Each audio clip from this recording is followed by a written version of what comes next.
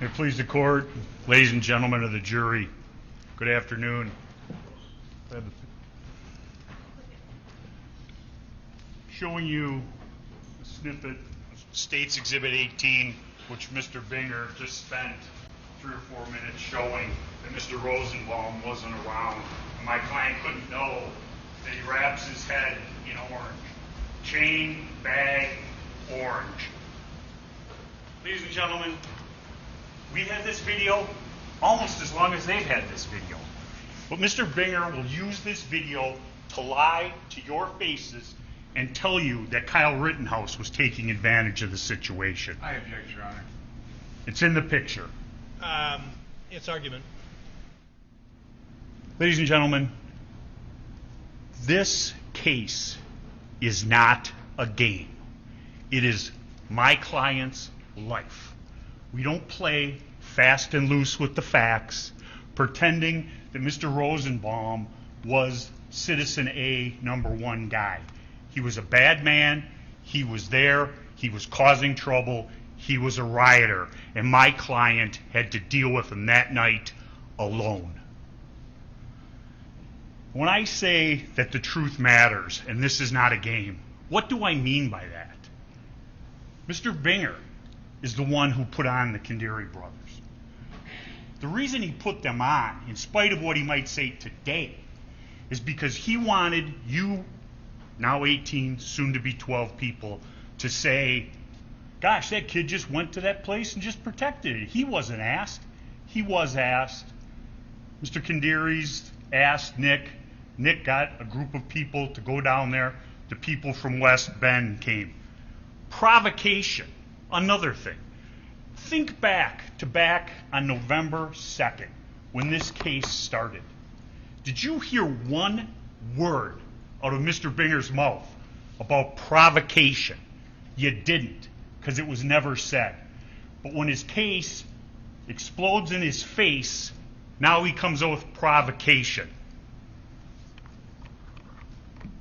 That was opening. And most importantly, in opening, quoting from Mr. Binger's first paragraph of his opening statement on November 2nd, 2021. This occurred after the defendant chased down Mr. Rosenbaum and confronted him while yielding an AR-14. Ladies and gentlemen, you've seen the videos. Mr. Rosenbaum sees, and I'll show you the video in my closing argument. You'll see Mr. Rosenbaum take off when he sees my client coming along with the Zeminskis to set up the ambush of my client. Provocation? I don't think so. The things that I've just pointed out to you, why is that a problem? Because 1, he's lying. 2, he's misrepresenting. Or he wasn't prepared when he started this trial, and his closing argument has been a change to try and fit what has come out. Remember how when he was talking, there's no proof that the Rosenbaum and Zeminski knew each other? Maybe they didn't know each other that night, but they were together throughout the night. You see them together in pictures wreaking havoc in this city. And now we have the magic pixel camera that brings forth his provocation. I'm going to go through the charges and we'll talk about each one of them. Then I'll go through the witnesses and hopefully I'll bring it home in an honest and forthright fashion.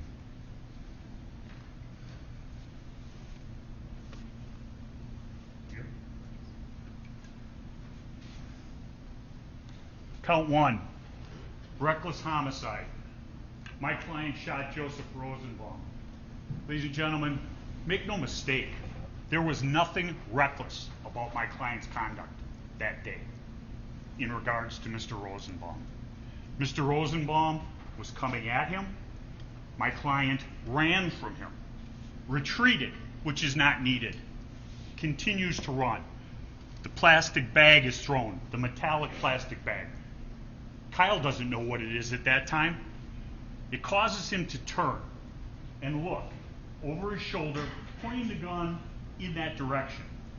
Mr. Rosenbaum, is he dissuaded by that? No, he is not. He continues running and advancing on my client. That whole time, the state doesn't say anything about Mr. Zeminski firing the shot, Mr. Zeminski having his gun out. Think of the circumstances as they existed at 11:50 on August 25th of 2020. He runs through that parking lot. He continues running on. He turns as he comes into that box canyon with the cars, the van, and I believe it's a Pepsi machine, and he turns because he has no place else to go. I'll show you the Zanin video later on. What's important about the Zanin video, you see that mob of people destroying the cars at Car Source 3, which Mr. Binger doesn't want my client to go and try to protect, even though he was asked by those individuals to protect that property. Nick Smith called him, hey, they're bashing up the cars and starting fires. Go down there. He goes down there. He has as much right to go there as anybody else in the city of Kenosha and be unmolested by the likes of Joseph Rosenbaum, Kelly, and Joshua Zeminski. And Mr. Binger says, oh, we'll get the Zeminskis later. Well, ladies and gentlemen, last time I checked, this is still the United States of America, and he has the burden of proof. If he wants you guys to believe that my client pointed a gun at him, call the Zeminskis, put them on the witness stand, ask them questions, and let me or Mr. Sharafasi cross-examine them. That's how we do things in a court of law, but not in Mr. Binger's court. He says, I'm blaming the victim. As a defense lawyer, I might get accused of that more than some other people. Ladies and gentlemen, Mr. Rosenbaum was shot because he was chasing my client and going to kill him, take his gun, and carry out the threats he made. And Mr. Binger wants to make a big hullabaloo about the shot in the back. Remember his opening statement. He shot him in the back. And that's why I'm sitting here in front of the jury like this. Did he shoot him here? Did he shoot him there? Because of the way the bullet went in and where the bullet ended up in the hip, you know full well that the individual, and I asked the doctor, is on a horizontal plane. What is that horizontal plane consistent of? Somebody leaping, lunging at my client. And we know how close Mr. Rosenbaum was to my client. The furthest he could have been when it started, the first shot, 4 feet with the stifling. We know that his hand was on the gun. Mr. Binger wants you to believe that that was just happenstance and accident. Come on, people. Physical evidence does not lie. Use your common sense and good judgment. He talks about Mr. Rosenbaum just somehow ending up down at the riots. Remember that?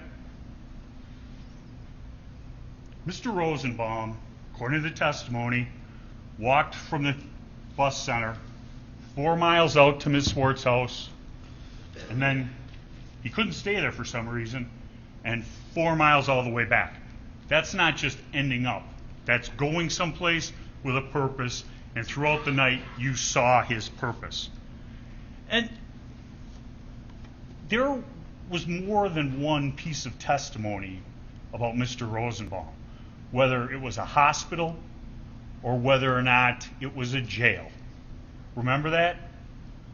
And there was testimony regarding his medication. Ms. Swartz said we couldn't get medication because the Walgreens were all boarded up. She said, the hospital said, they gave him his medication. So whatever facility gave him his medication.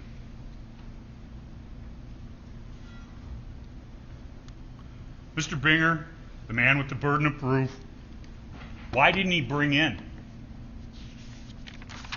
a hospital or a jail to prove that Mr. Rosenbaum was properly medicated? He'd been off his medications, according to Ms. Swart, for 7 to 10 days, we know that he was acting like somebody who wasn't on their proper medication. He was not acting normal. Page 9 instructions. Next.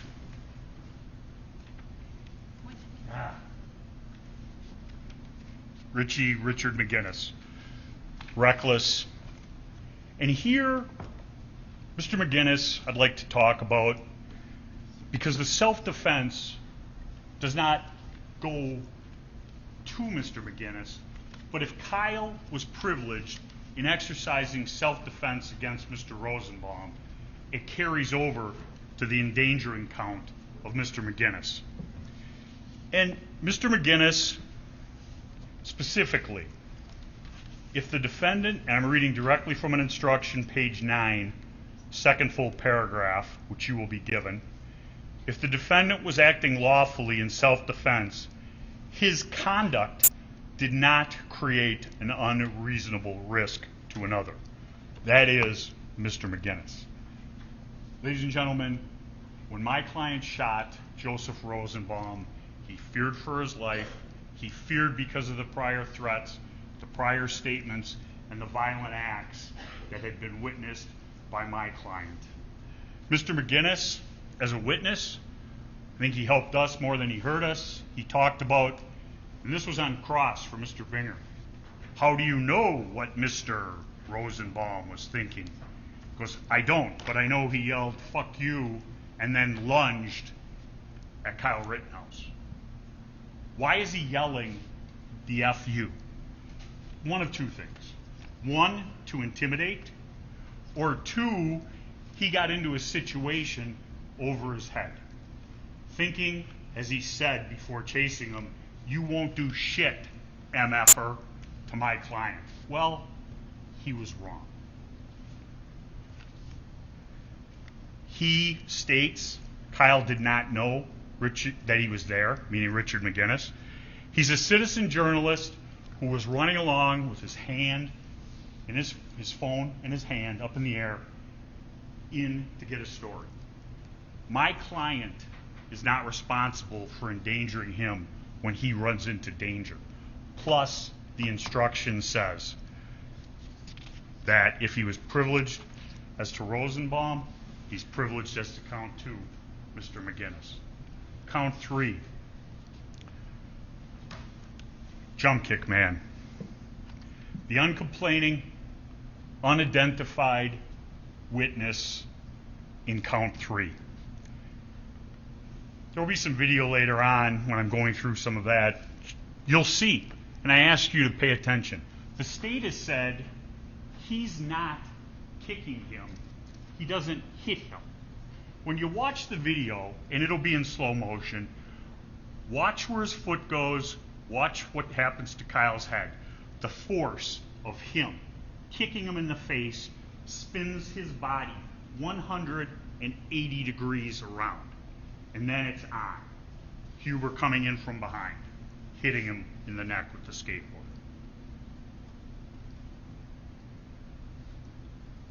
Ladies and gentlemen, what you see throughout event number 2, and this is the beginning of it, is individuals working in a mob. They don't know what happened at Car Source 3, event number 1. But somebody said, hey, he shot somebody. Doesn't know that he was being chased by a crazy person. But they're going to get their licks in on Kyle Rittenhouse, or, as they perceive him, somebody from the other side who has been putting out their fires, causing problems for them, stopping them from wreaking havoc in Kenosha like they did the night before.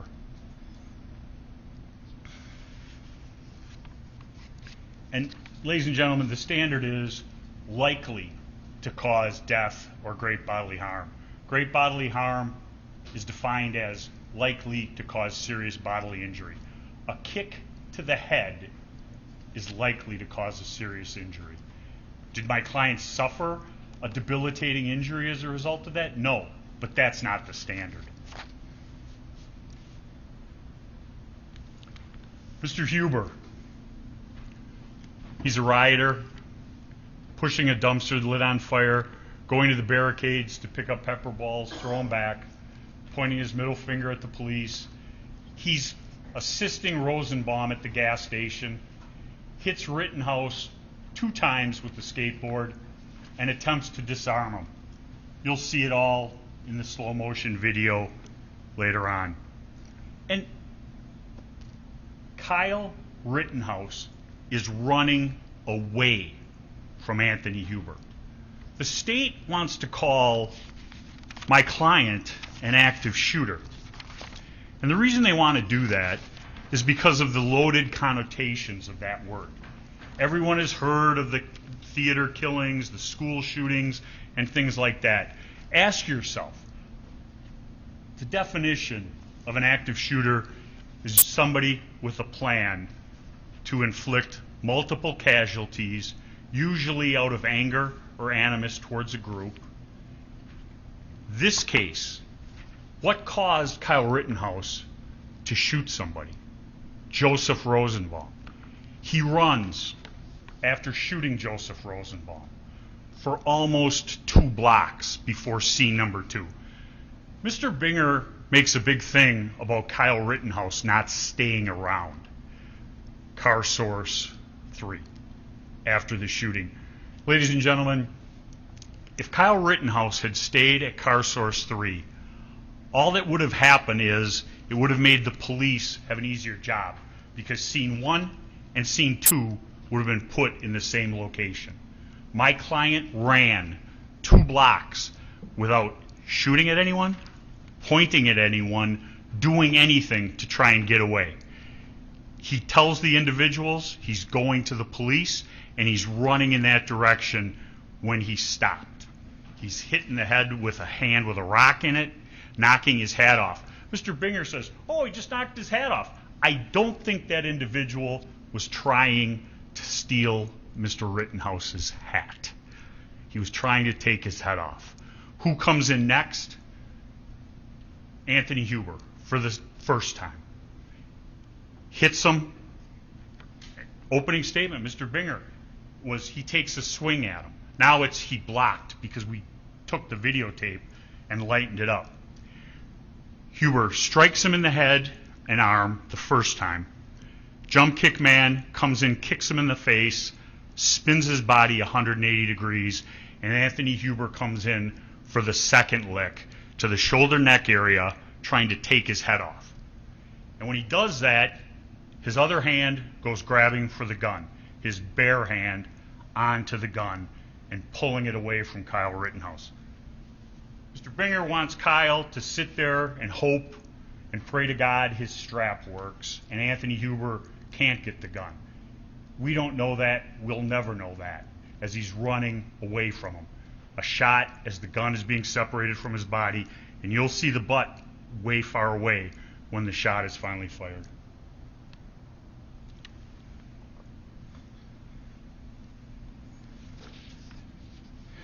Even Gage Groskwitz said he was concerned about the blows that Jump Kick Man and Anthony Huber were inflicting on Kyle's head.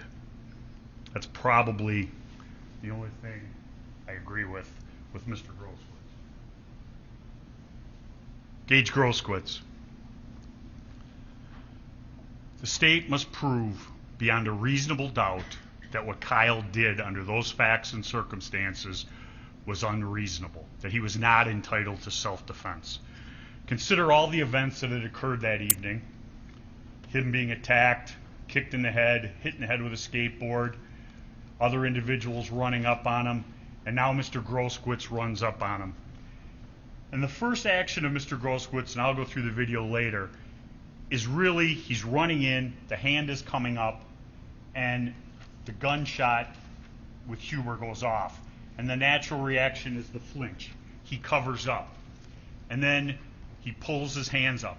And as he's standing with his hands up, look, he's not gripping the gun anymore in a pistol grip. Hands apart, hands up. And as he comes in to finish the job. The hand is on the gun going for Mr. Rittenhouse. And he says it's an involuntary movement. The shot comes before it gets directly to his head. But the motion is coming, the shot, and it continues on with that momentum. Enough momentum to go through the bullet and point directly at Kyle's head. Does Kyle fire again? No, he doesn't. Actions likely to cause death or great bodily harm. And he is coming in with a loaded Glock. And we asked Mr. Gage Groskowitz about it. He wouldn't even admit that there was one in the chamber.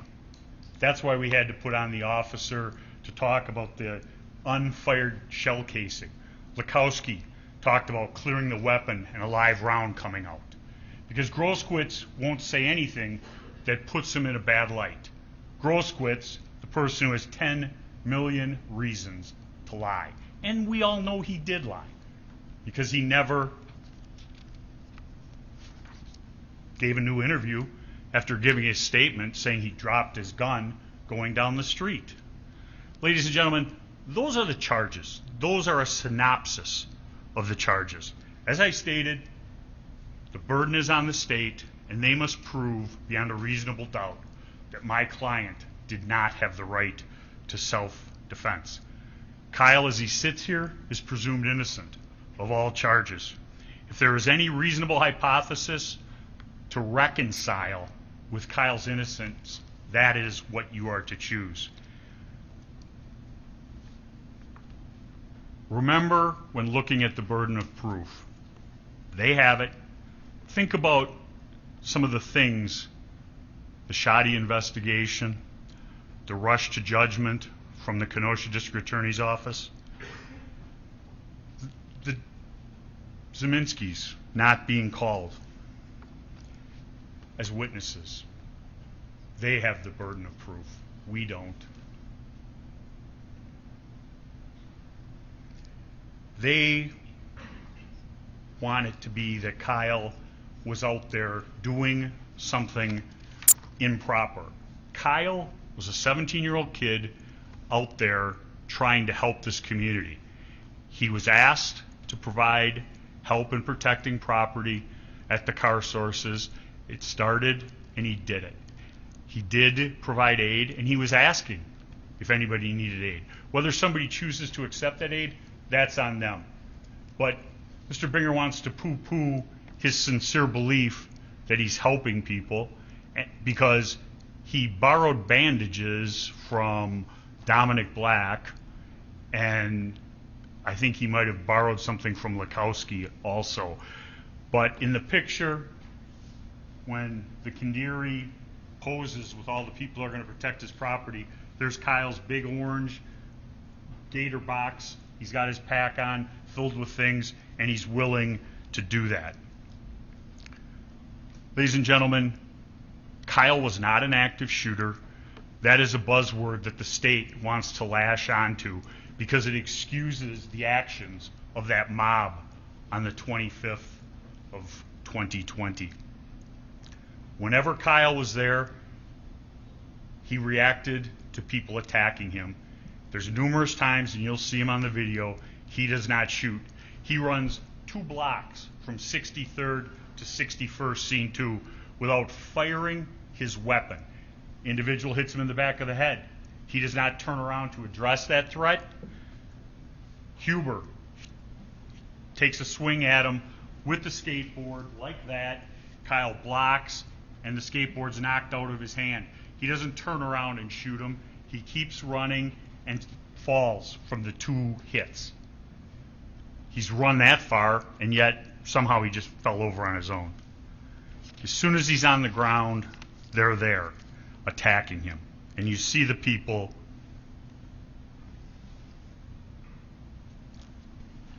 the law of self-defense. You've seen it, you've heard it.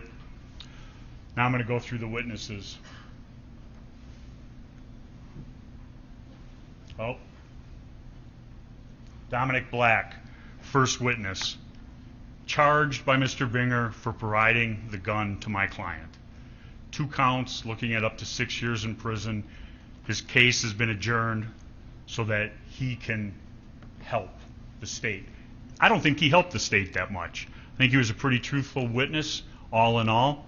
He told them about Kyle there to help people, that they had permission from the KHINDRIs, that he saw Kyle help the woman with the foot, help the person with the hand.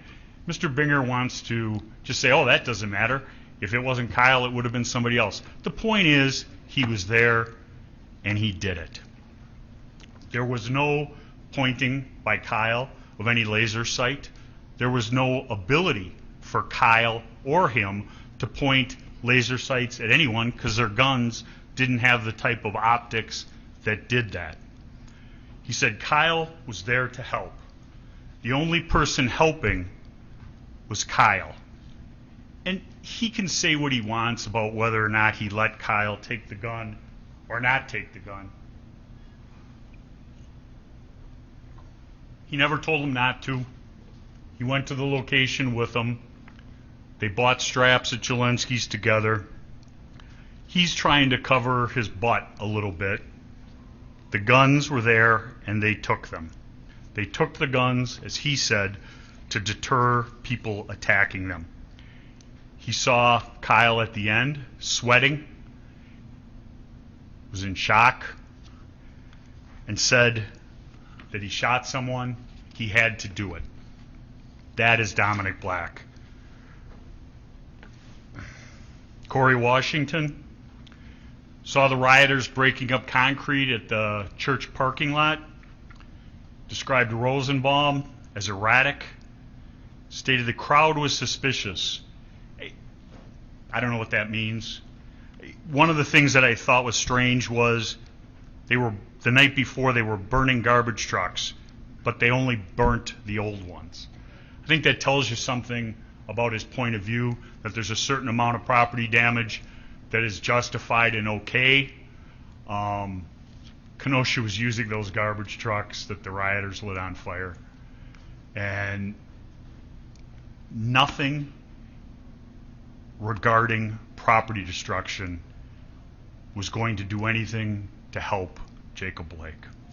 We also learned that Kyle Rittenhouse smokes cigarettes and that he has an affinity for the Dinosaur Museum. Detective Howard, ladies and gentlemen, Detective Howard's testimony and Detective Antaramian's testimony is the stuff of what reasonable doubt is made of. 2 detectives, both lead officers on this case. They've sat through every minute of this trial, and their opinions of the actions of Mr. Rosenbaum from testimony, videos, couldn't be more diametrically opposed. Detective Howard, on cross-examination, knew that the guy was hiding in the car and jumped out from behind the car and began chasing Kyle Rittenhouse. Oh boy, that's not good for the state's case. So there's the old chit-chat between Mr. Howard and Mr. Antaramian and the prosecutors after, and all of a sudden we've come up with the new theory. And you heard the new theory, that he raised the gun and that's what's on the video. Could I have the firearm, please?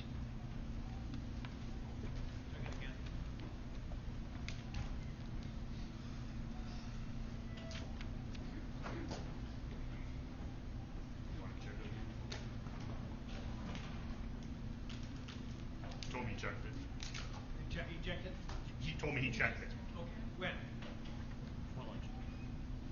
After lunch? Before lunch. Check it again.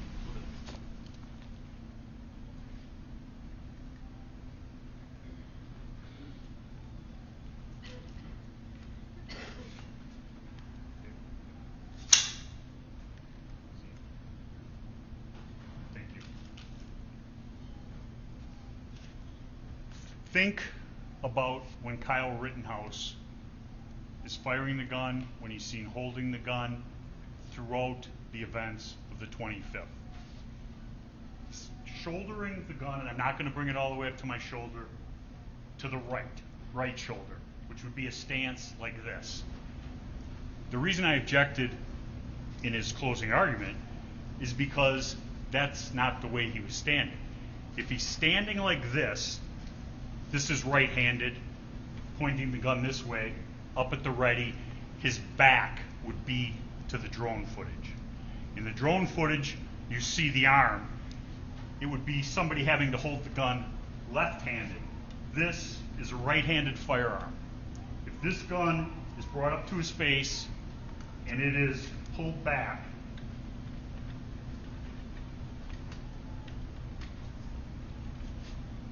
the shell casing, hot, and the fire that ejects it is going to be going right into Kyle's face. The photograph I'll talk about later, you don't see the straps on his shirt. It didn't happen the way he said. It doesn't happen the way in the photograph. I'm going to need this again, but I'm going to set it down.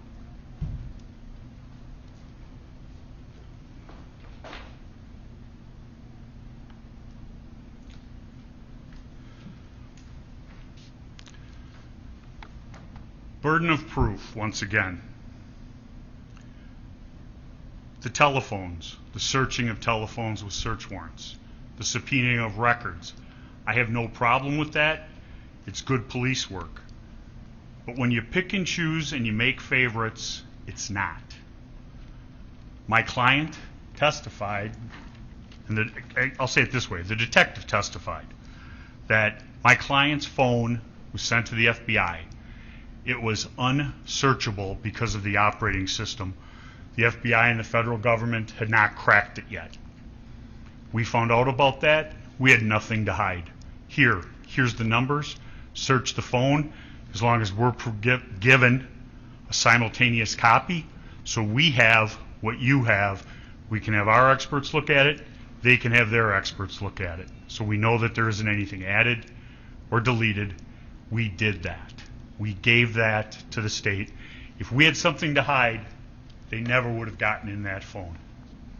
They took the phone, they made a copy, they searched it. Lo and behold, nothing of an incriminating nature in it, nothing militia, white supremacist, any of that. Gage Groskowitz, different story. They had a valid search warrant for it. The only search warrant that these guys have never not executed when it's sitting right in front of them. Not just that, but Mr. Groskowitz could have consented to them going in the phone. If he has nothing to hide, why not? Why not let them look in the phone? And let's take common sense and judgment one step further. Police officers get search warrants. They execute the search warrant. Sometimes somebody feels as though their rights have been violated, and it gets litigated in a court of law. If it was illegal, the information in that search warrant never comes out in court. If it's legal, after a judge has said there were no rights violated, it comes in evidence. What was Mr. Groskowitz afraid of? Why wouldn't the state execute the search warrant, let Mr. Groskowitz and his attorney object, file a motion and say you can't go in my phone? Let the judge decide, not the person who's prosecuting and protecting Mr. Groskowitz. Come on, people. Mr. Groskowitz has 10 million reasons for not wanting somebody to go in his phone.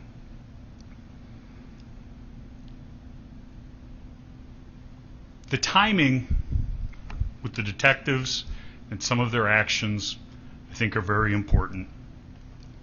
They get down to Antioch at about 3:30 in the morning of the 26th, less than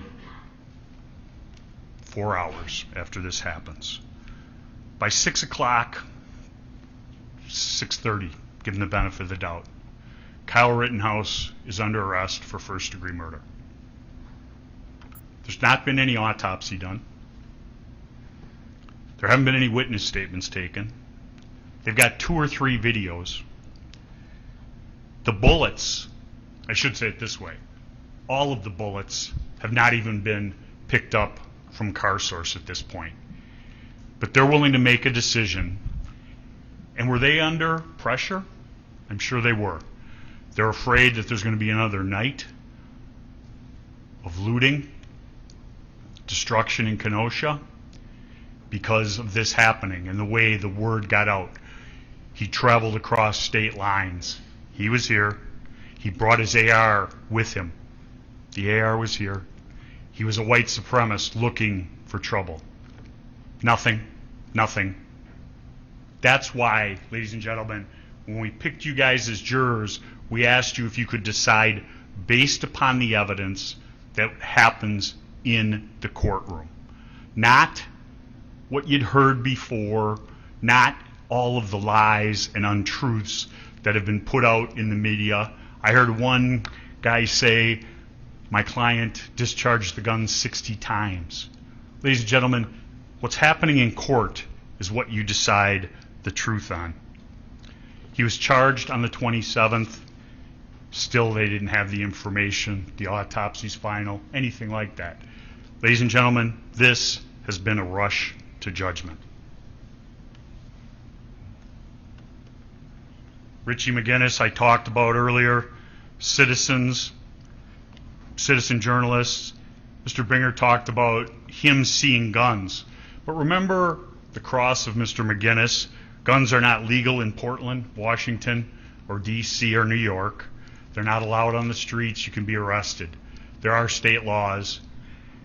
And ladies and gentlemen, the gun in this case is no longer an issue. Whether or not it was a dangerous weapon as it applies to the charges is. But my client is no longer charged with minor in possession of a firearm. But he needs his AR-15 and the assault weapon and the fear that goes with that to try and bring home an unjust guilty verdict.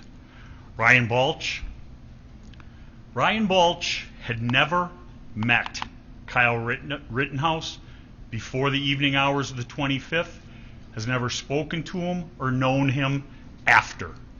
And yet the state wants you to believe he made up something about a threat to kill. Why? What's in it for him?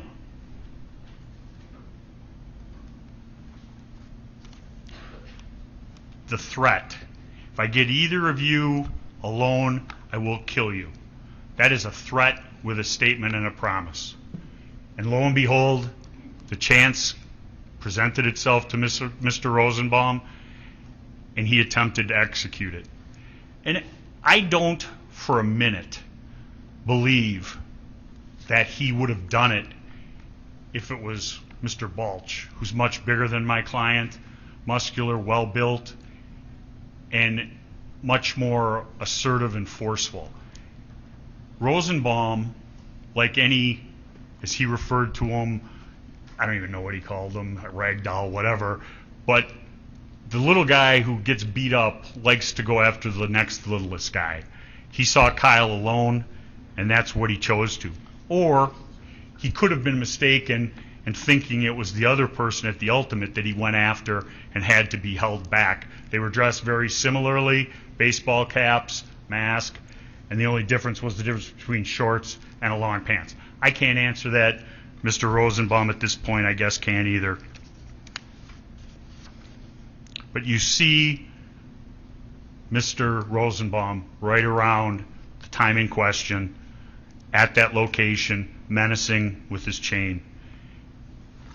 I'm going to finally get this right. I skipped. That's Mr. Balch. I talked about him going on. Ms. Amber Rasmussen, she was the DNA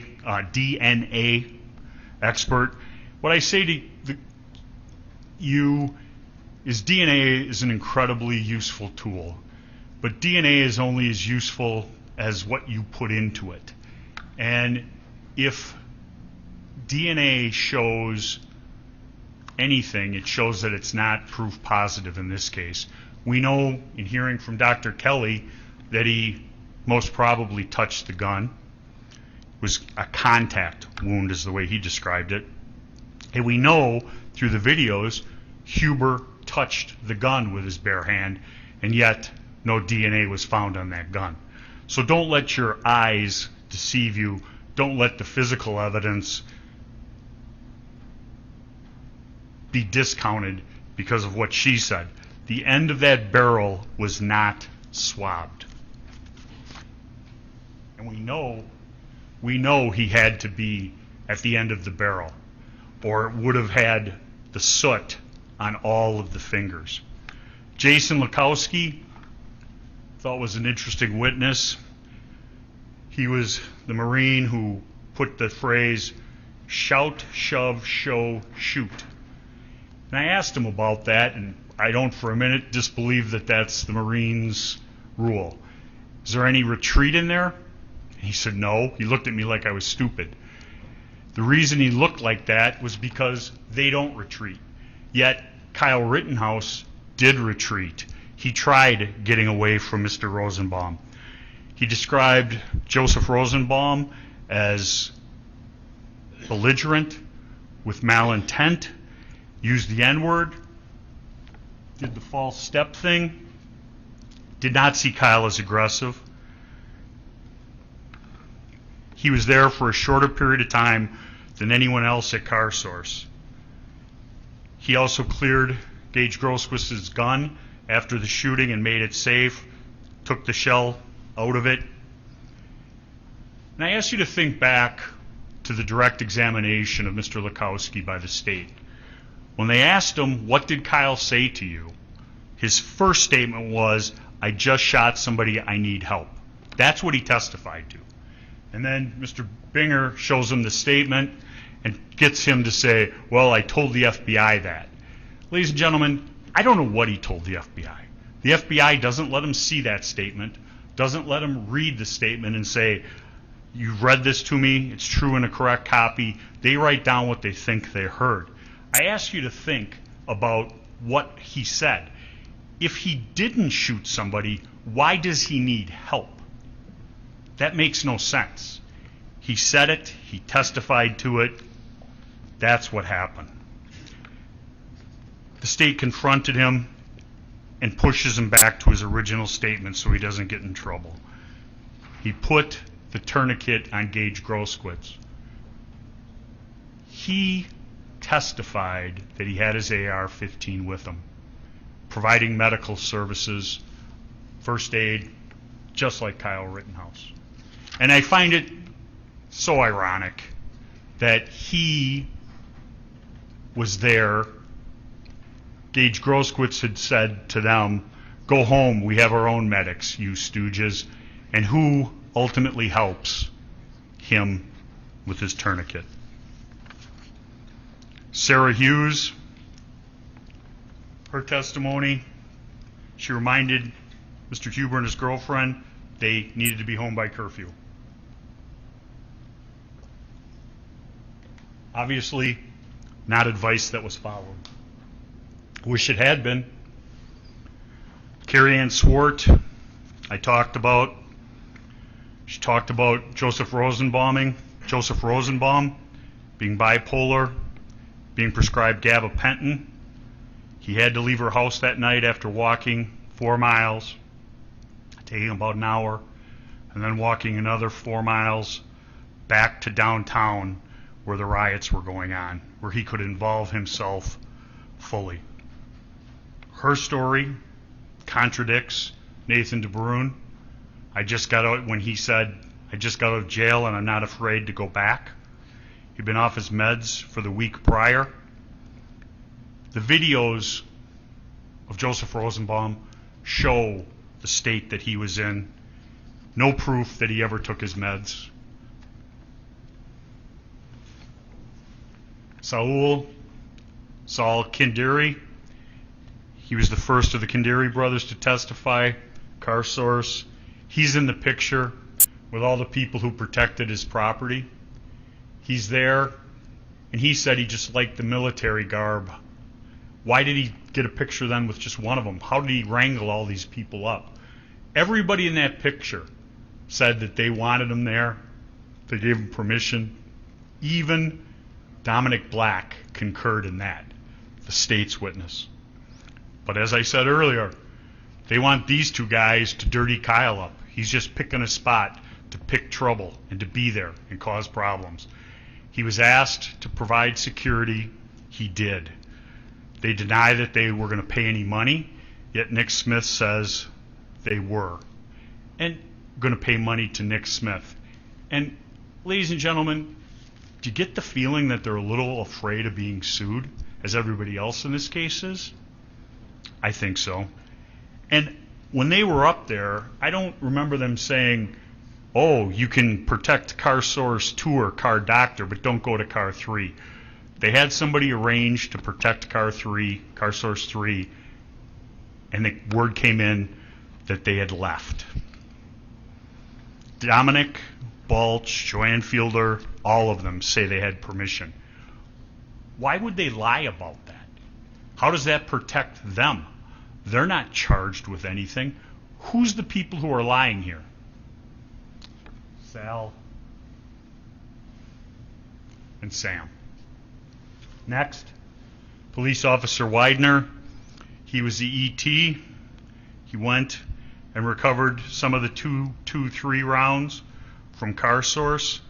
I believe he found 3 of them. The other 2 were found 3 days later. He photographed a mask.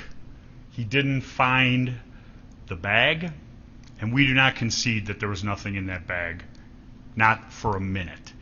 They have the burden of proof. They have the burden to preserve a crime scene appropriately, get the evidence, and show it to you. Ryan Balch said he smelled ammonia and bleach. They didn't find the fire extinguisher. We know that the fire extinguisher was there. It's in the videos. But that doesn't fit in the state's narrative of Kyle actually going there to put out a fire, which had been started earlier in the Duramax. Officer Van Wee recovered the last 2 shell casings. Strike that. I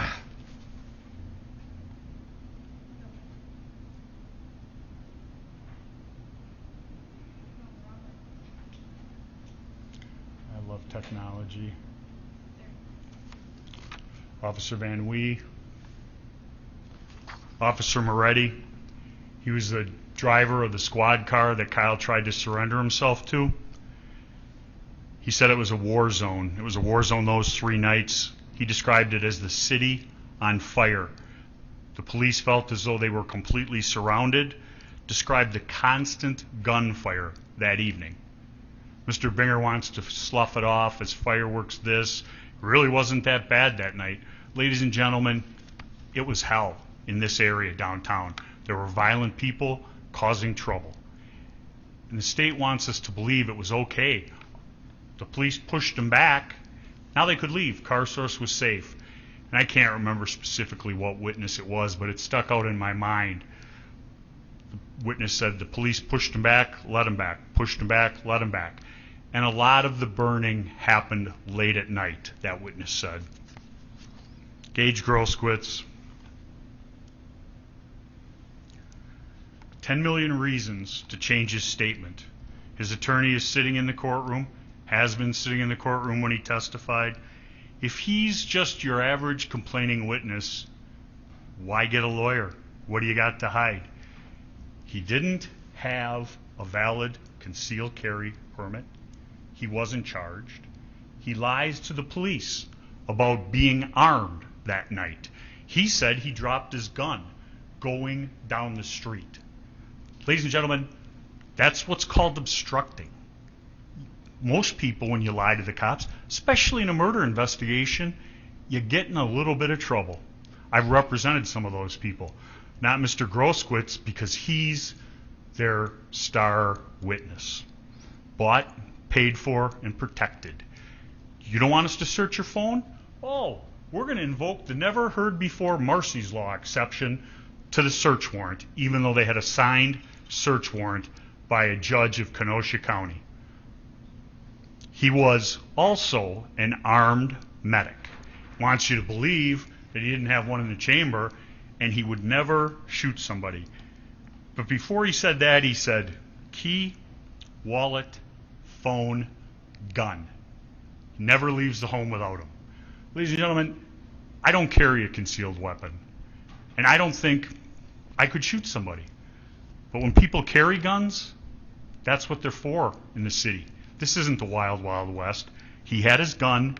Kyle Rittenhouse had run by him. You'll see the picture. Was by him, gone. Did he go to give medical help? He didn't know that Mr. Rosenbaum was being tended to. No, he decided to run in and advance on the fray. He, the member, affiliated with the American People's Revolution here in Wisconsin. And I might have that one word wrong, but he did it. And who ultimately put the tourniquet and fixed it on his arm? But Mr. LACKOWSKI, a member of somebody he refers to as the militia and the Stooges. Two different encounters between Gage Grosskreutz and my client. The first one, he does not show or give any indication of a weapon. My client does not point a weapon at him, does not shoot at him, does not swipe the weapon towards him. He states he's going to the police. That is uncontradicted. Why doesn't Mr. Grosskreutz let him be and go give aid and comfort to his fellow rioter? But instead, he joins the mob, chasing Kyle, arms himself, and runs in the fifth or sixth person into the melee in scene 2. And when his friend was called, his friend said in his Facebook post, his only regret was not emptying the clip into the kid. So we know what his intent was. We know what he wanted to do. Kyle shot first as he was coming in. And Mr. Binger talks about, oh, he was going to grab the gun. Ladies and gentlemen, left hand, phone. How's he going to grab a gun with a hand filled with a phone? Right hand, gun. He goes back, loads up, and is advancing. That's when Kyle shoots him. He didn't shoot him when he put his hands up, and if that was it, no intent to harm him, all he does, like everybody else, is back up, and nobody else gets shot. But Mr. Grosskreutz decides he's going to shoot my client. Unfortunately, my client shot him first. If he had retreated, it's over. And when he's got his hand up like this, as I said earlier, the hands are up. It's not gripping the gun, it's loose. But when he goes in like this, the pistol grip is tight.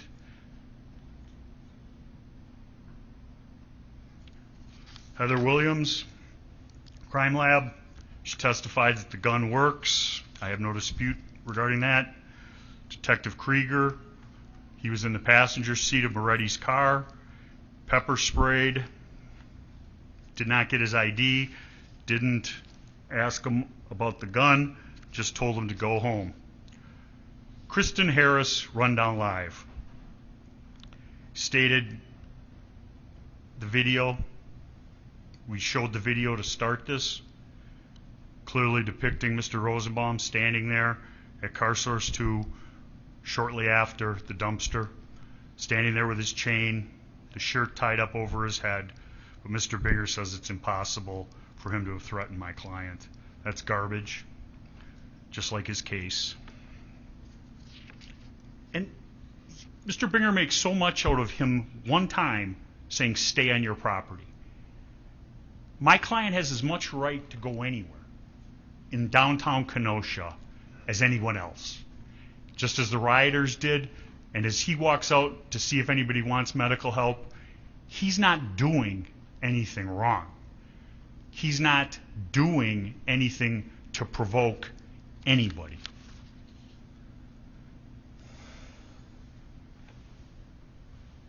Detective Antaramian, the juxtaposition of him and Howard, as I said, he is the one who talks about what he sees in the video, totally different. As you see, why did Mr. Rosenbaum go behind that car, 2 cars over from the Zeminskis? What was he doing over there? Why was he doing over there? And why does he come out as soon as Kyle comes down the road? Because they were going to ambush him. They had set it up, and I'll show you the video.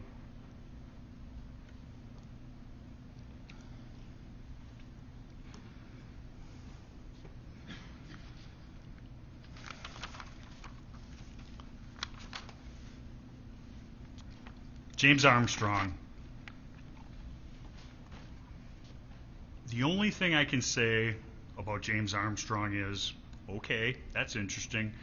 But what I'd like to say about his photographs, his knowledge of what he did, and some of the statements that the state has made regarding it is, what he did for those 20 hours is hocus pocus, and he makes an exhibit that is out of focus.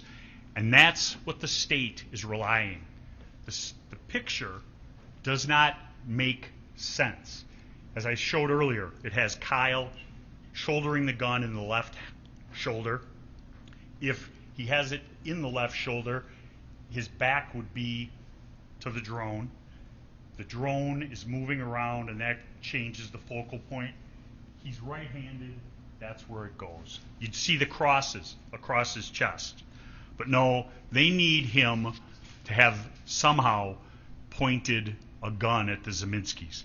I don't for a minute concede he did, but we know that Mr. Zeminski has been armed all evening.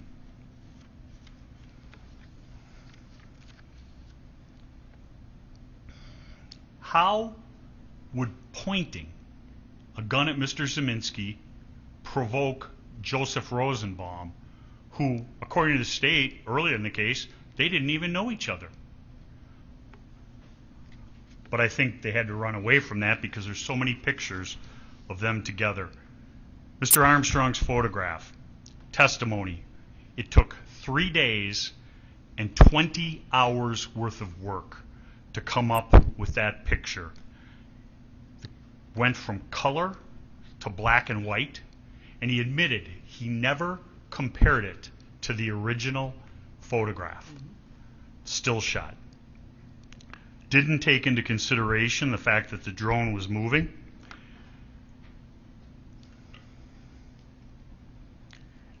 The word peer-reviewed, the state has said. Peer-reviewed is an independent verification of the events, the exhibit. So there was no testimony to this because it didn't happen, that Mr. Armstrong's coworker did 20 hours on the same photograph and came up with the same result. It didn't happen. When you see, and I'll show it to you later, when you see in the video the mirror and the shininess of the mirror, that's what that is. And by going around, spending 20 hours and bringing things up, it doesn't account for Kyle's arm, it doesn't account for the heat signature of the gun, none of it. Dr. Kelly.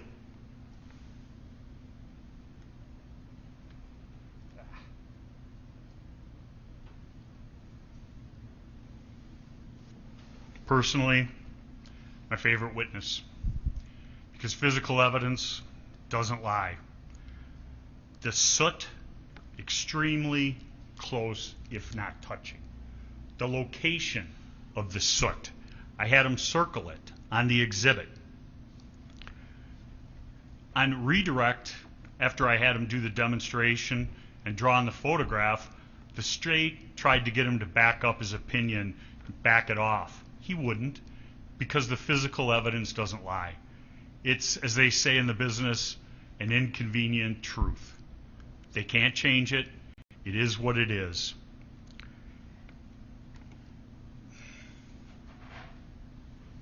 That's the demonstration that happened in front of you, the gun and the hand. And if the individual's coming straight at it, the barrel of the gun, it would go through the hand like this. But we know that it was coming from right here, going down and came out with a very clean exit wound. No soot here at all. So we know that the gun can't be here. We know there's just a little bit of soot on what's commonly referred to as the ring finger right here, and the bulk of it goes this way because it was over the gun, touching the gun. And Mr. Bigger says he was swiping at the gun. Ladies and gentlemen, he didn't need to chase him, didn't need to keep chasing him, didn't need to lunge at him, didn't need to swipe at the gun, i.e. grab the gun. And the shot to the back, as I said, 4 shots in 3/4 of a second. He's backing up, trying to stay away from him, shooting, and he shoots until the threat is immobilized. Ladies and gentlemen, other people in this community have shot somebody 7 times, and it's been found to be okay. And my client did it 4 times in 3/4 of a second to protect his life from Mr. Rosenbaum. I'm sorry, but that's what happened. And this is the prosecutor who said he shot him in the back. He shot him in the back on a horizontal plane consistent with lunging. The shot goes in here and ended up in his lower hip across the back. If he's on the ground or down and shot, the bullet goes into the back and ends up in the stomach or on the other side. It cleared back here, ended up in the lower hip. That's because he was on a horizontal plane when Kyle shot him. He had stippling to the stomach from the first. The pants stopped it from lower, but it was still on the upper. The furthest he was away when the first shot was fired was 4 feet and closing. 4 feet. I think it was Mr. Kraus and I who had to fight about how far 4 feet is. It's not that far. It's not that far at all. Brought a tape measure so I could measure a gun barrel for you today, but that's no longer an issue. So I'll show you what 4 feet is. No doubts.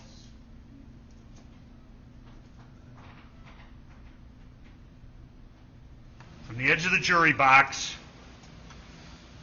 to my foot right here, 4 feet. Lunge, grabbing the gun. Think how close that is. Think how fast that distance is closed.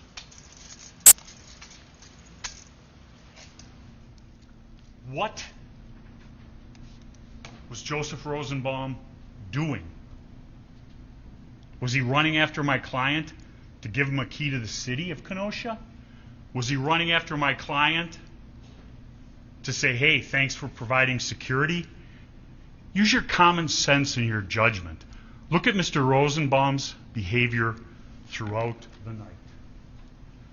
As I showed you, these are the pictures. One last. I'm going to get you the pointer. Exhibit 105, Dr. Kelly. So, right here. Here's entry. The exit's right over here. Goes across, clean. Came out right there. This right here, nothing. Nothing on the back part of the hand, no soot. We know what was over the barrel. Remember Mr. Kraus asking the doctor, well, what about that big puff of smoke? That wouldn't have an effect. Soot only goes so far. That was Dr. Kelly's testimony.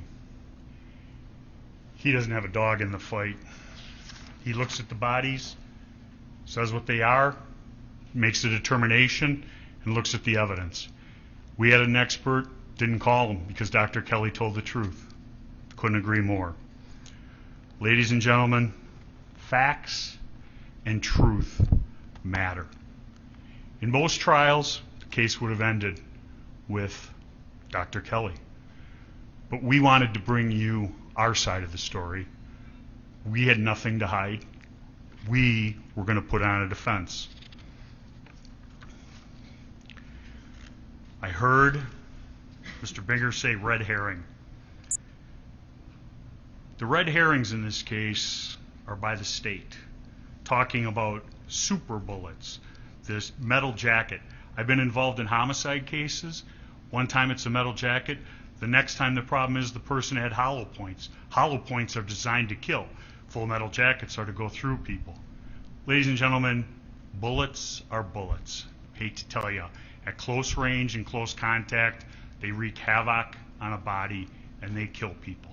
No dispute. Wants to keep pointing at the militia, the militia, the militia. He knows Kyle's not a member of the militia. He has no evidence that he is. They went to the websites. They went to TikTok. They went all of that. All they can do is put up a little thing of a 17-year-old kid from his TikTok trying to be famous. Kyle shot Joseph Rosenbaum to stop a threat to his person.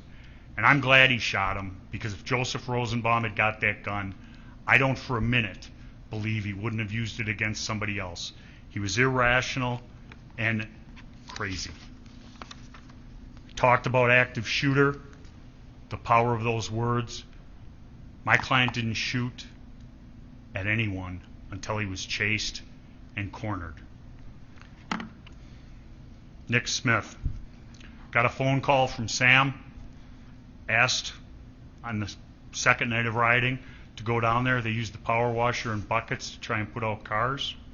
He did that out of the goodness of his heart. Sam asked him to come and protect the next night and be paid, and he agreed to do it. He asked some of his friends to come with the help.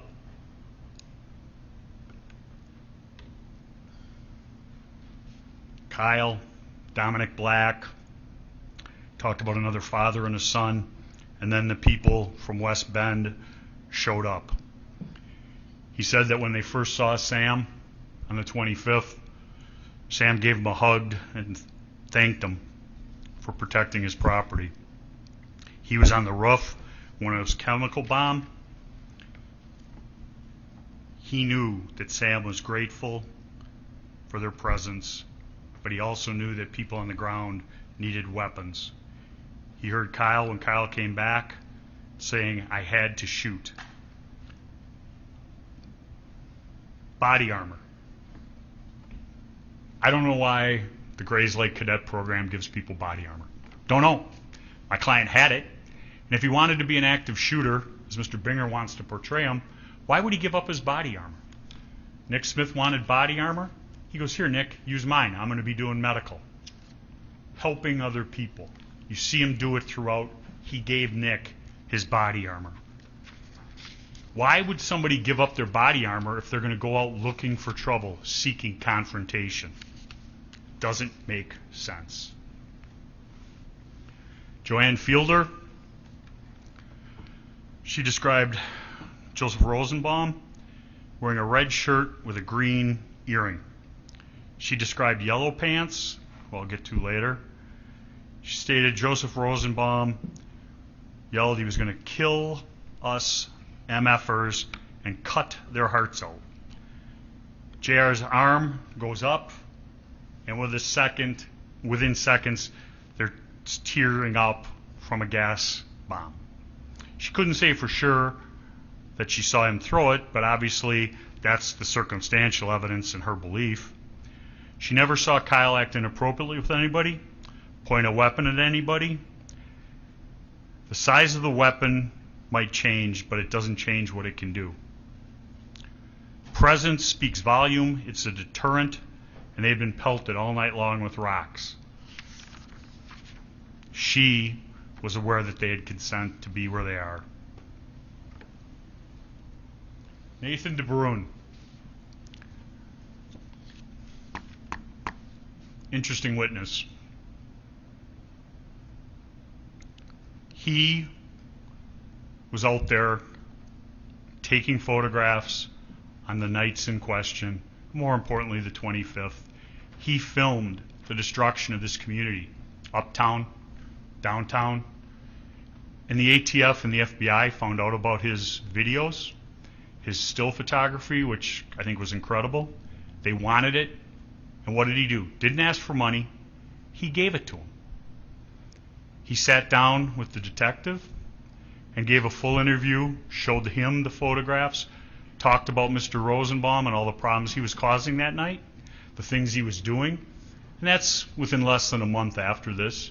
He'd never met Kyle Rittenhouse, didn't know Kyle Rittenhouse, but he had a feeling about what happened that night. And he said if there was trouble, Mr. Rosenbaum was there. I don't think any truer words have ever been repeated. Did he have a lawyer when he met with Detective Howard? No, he didn't. When did he get a lawyer? Remember? After he met with Mr. Kraus and Mr. Binger. Mr. Binger, the person who's made it his personal goal of putting my client's head on his wall. Ladies and gentlemen, that's what it did. And it means he's been cutting corners. And Nathan DeBruin said, after meeting with Mr. Binger, I was very uncomfortable. He tried to put words in my mouth. And he had to go and hire a lawyer to protect him. First it was show him the videos and then ask him the questions, trying to put words in his mouth. He didn't want that to happen. He wanted to be able to tell his story of what he knew, what he did. He talked about Zeminski, the photographs of all the conduct that Zeminski had done that night, and I'll show you some of them. The photos have a timestamp on them, and he related to Detective Howard in September of 2020 about Joseph Rosenbaum yelling, I just got out of jail and I'm not afraid to go back. Those are his words that he heard Mr. Rosenbaum. It was not objected to by the state, and there's been no proof that he wasn't in a jail. They want you to believe he was in a hospital. There's no medical records he was in a hospital. There's no medical records he was properly medicated. And I submit to you that in this case, the way he was behaving, I don't think he was properly medicated. There's pictures of him with the trailer fires, the chains, starting numerous dumpster fires. I submit that he was with the Zeminskis on many of the occasions, and he was emboldened by Mr. Zeminski because Mr. Zeminski was always brandishing his firearm. We saw Joseph Rosenbaum taking the chains. He chose to come down and riot, and that's what he did. Nathan DeBruin chronicled that. Why did he chronicle it? Because it's not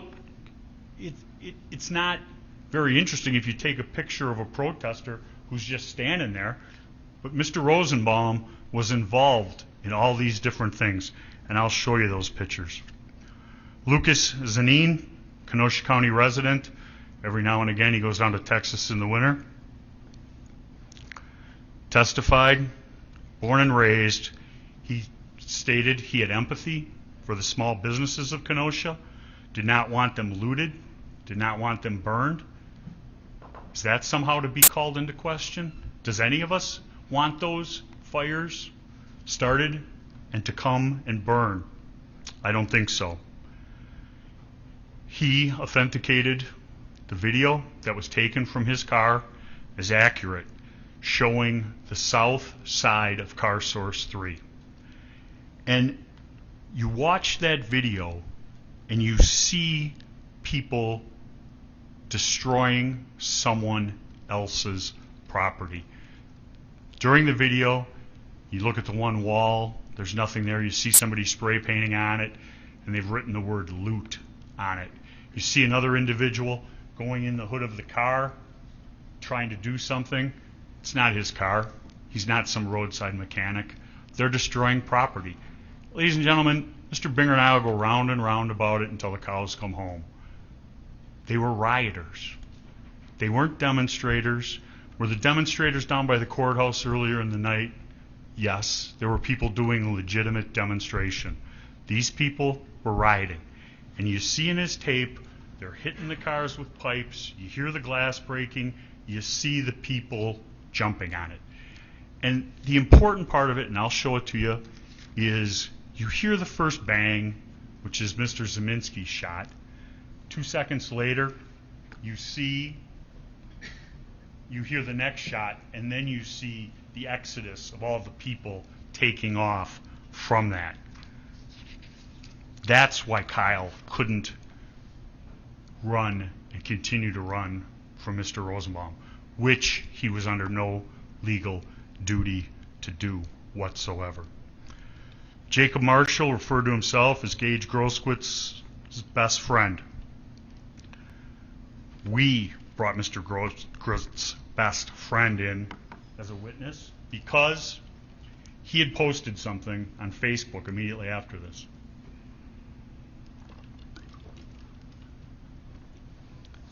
He testified he couldn't find Gage Groskwitz because he was under an anonymous name at the hospital. Nobody knew who Gage Groskwitz was, who Jacob Marshall was. But he takes it upon himself to post a Facebook message talking about how, could I have the next slide, please?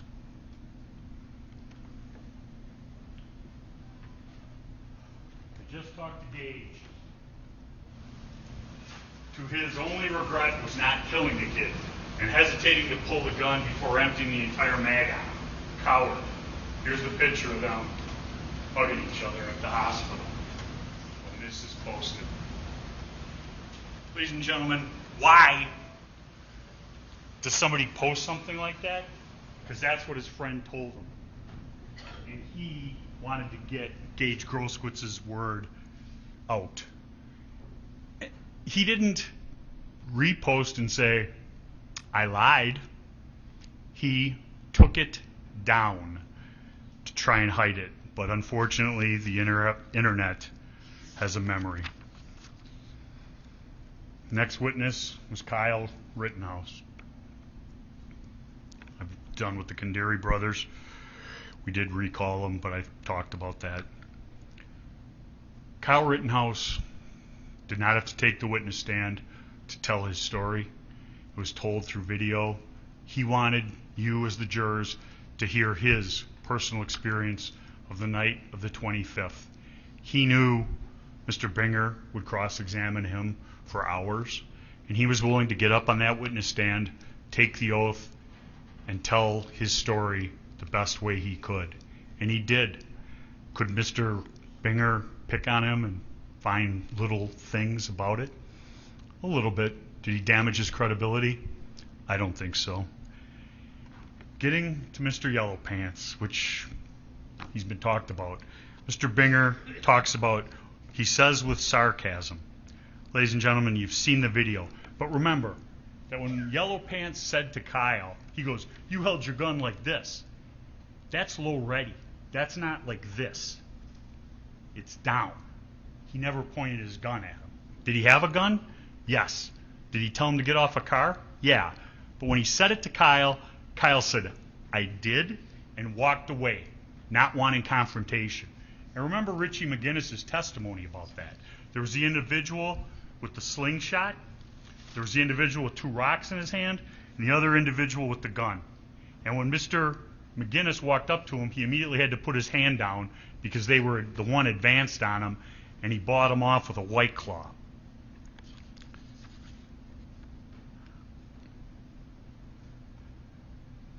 My client, when this happened, was 17 years old. His actions are to be judged as a 17-year-old, not by Mr. Binger's standards, but by that of a 17-year-old. And Mr. McGinnis said he didn't appreciate the way people looked at him. And maybe he didn't. And I think the best evidence of that is when Mr. Rosenbaum begins chasing him, you hear on the tape he yells, friendly, friendly, friendly, 3 times. He thinks that if he just says the magic words, they'll stop. They don't. They could have, Mr. Rosenbaum could have looked at it and said, hey, you're not trying to harm anybody. I'll leave you alone. Is that what happened? No. He said, you ain't going to do shit, mother effer, and began to continue to chase him. Mr. Rosenbaum made a fatal mistake. That day, chasing Kyle Rittenhouse into the corner. He ran as far as he could, and he shot 4 times in 3/4 of a second. Mr. Binger makes so much of Kyle's residence. Antioch, Illinois. I think most people here know where it is. It's not a foreign country. Antioch, Illinois, right across the border. He worked in Kenosha. His dad lived in Kenosha. His grandmother lived in Kenosha. He worked in Pleasant Prairie. His best friend, Dominick Black, lived in downtown Kenosha. They want you to believe that there's some sinister thing about that. Ladies and gentlemen, we live in a very mobile world. I'm from the foreign country of Racine, Wisconsin, 13 miles away, a little bit further. I'm on the north side. Ladies and gentlemen, when Kenosha burned, people who like Kenosha, they hurt. I remember 34 years ago walking into this courtroom, first time I ever appeared as a lawyer, back in that conference room. And when I saw what happened in Kenosha, it bothered me. Those 3 days. People can protest, but people can't indiscriminately burn property for no reason of innocent people. How does that further anyone's cause? Kyle feels for this community. He worked as a lifeguard. When he came down here, are we to believe that he's working to clean up graffiti, not getting paid because he's here to look for trouble? Is this all some master plan? That's ridiculous. He came down here trying to help, to see the damage, and that's what he did. Next. Dr. John Black, his testimony about the slides, making times, and I'll go over some of those.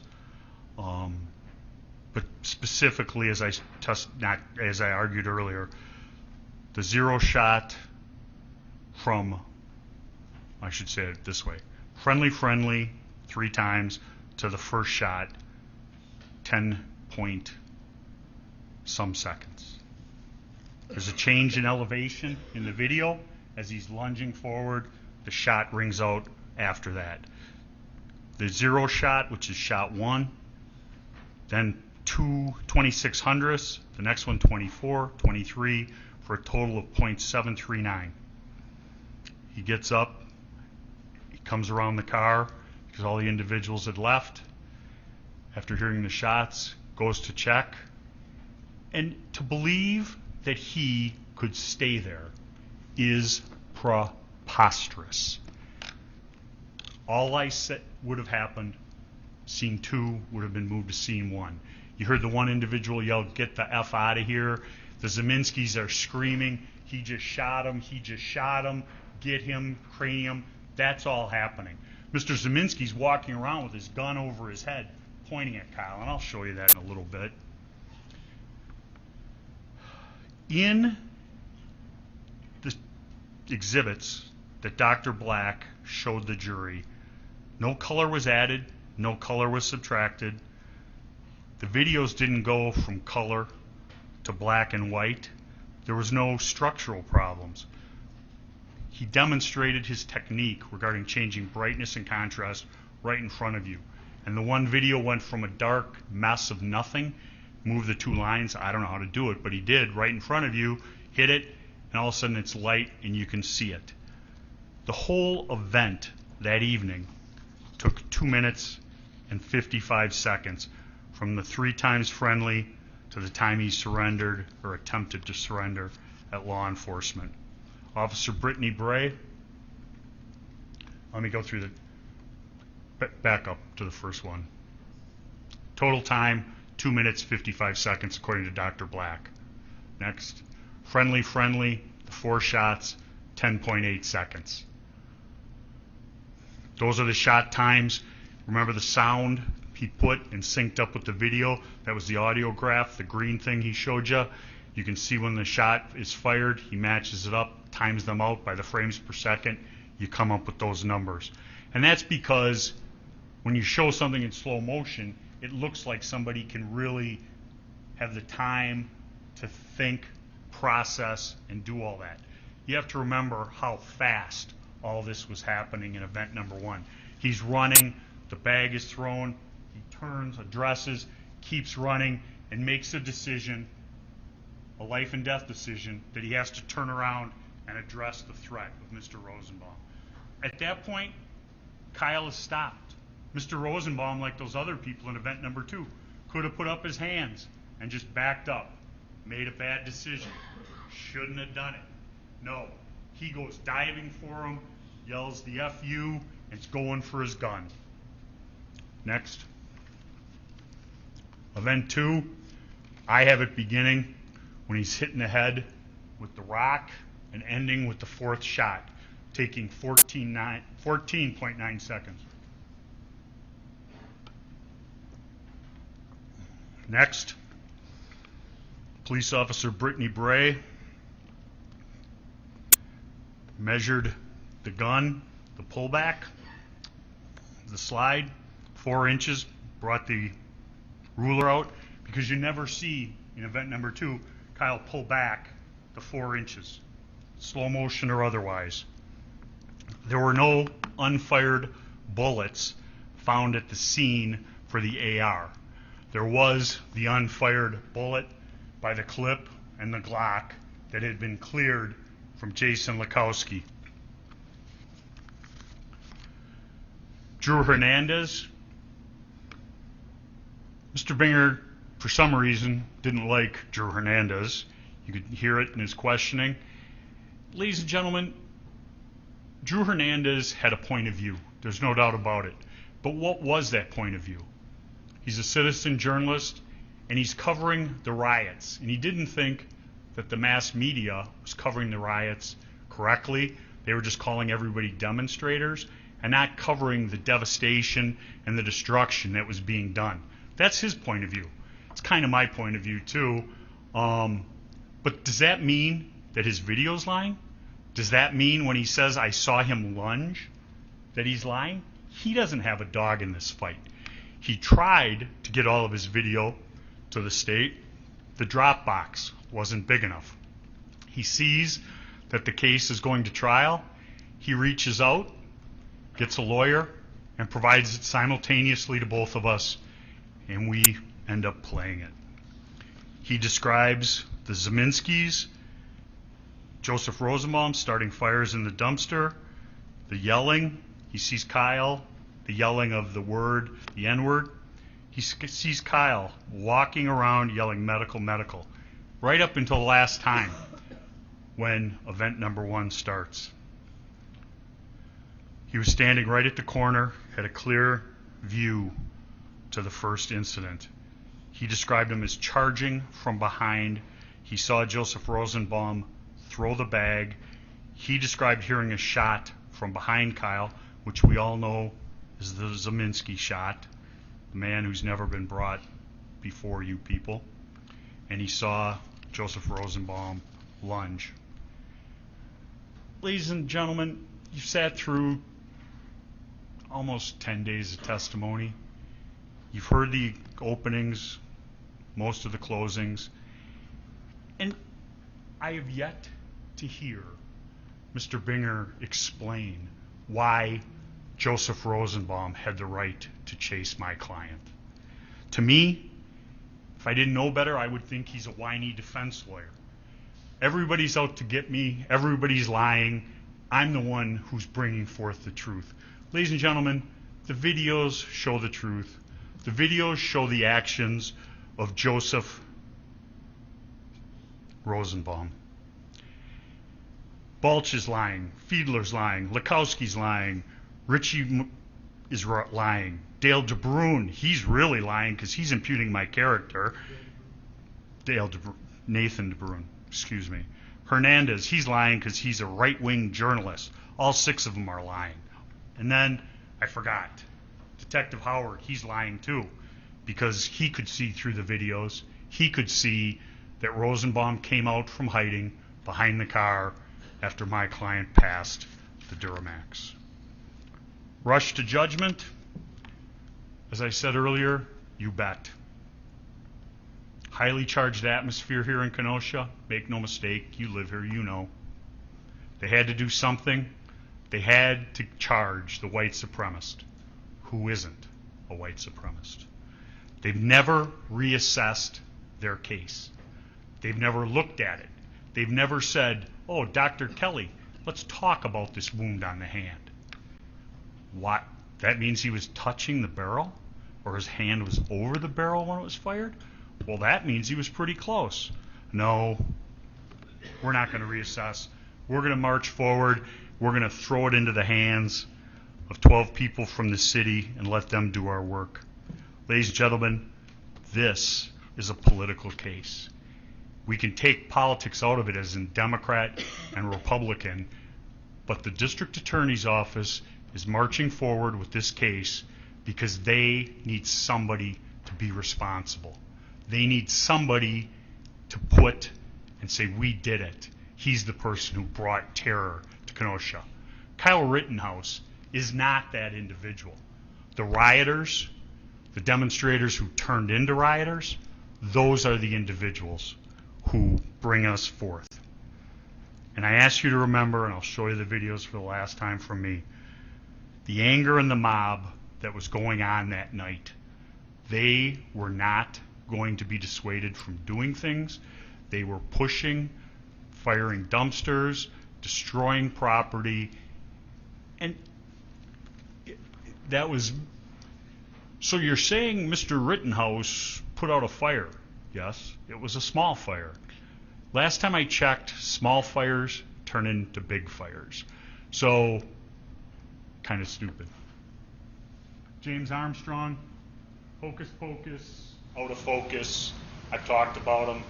He spent 20 hours reworking a frame in a video and averaging, having my client somehow miraculously go from a right-handed shooter to a left-handed shooter. The mirror on the truck is the arm. Their whole case relies on that one photograph that he spent 20 hours. That's how they're going to prove provocation, a word you never heard in the opening statement. It was my client chased him down and shot him in the back. Oops, can't prove that. This is the day before, car source burning, car source 1 burning the ground. What's in the foreground? The trailer will be the subject. Pictures later on. There's Kyle earlier in the day on the 25th, setting up his alibi, setting up his I'm a good person story, because he thinks he's going to go out and kill 3 people that night. Ladies and gentlemen, that is garbage. How would he know he's going to be photographed? And what does that do? It just shows he's interested in his community, trying to do good. Picture, Mr. KHINDRI at car source 3. The state doesn't want Kyle to go to car source 3. According to the state, he has to stay at car source 2, 59th and Sheridan. Yet, Nick Smith called and asked him to go there because whoever was going to protect that property had left. On objection, Your Honor, the record does not indicate that Nick Smith made that phone call. It's argument, folks, you heard the evidence and use your collective recollections to determine what the truth of it is and discount anything that is not supported in the evidence. Testimony was he received a phone call saying they were destroying cars at car source 3, and he went down there. First, Kyle asked for a fire extinguisher, asked the other individual to go down there with him. He said, didn't give an answer, and Kyle took off going down there to try and help protect that property. This is that night, the tear gas, the fires. Here is Mr. Rosenbaum pushing one of many dumpsters, dumpster fires. Right there, that's one. Another one.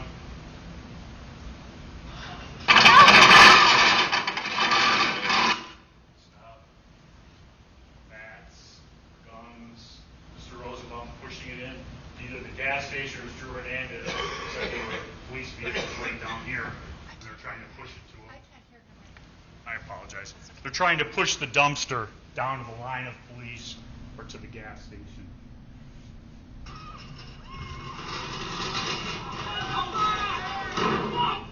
It's put out, and the reaction from Mr. Rosenbaum out of dumpster number 2.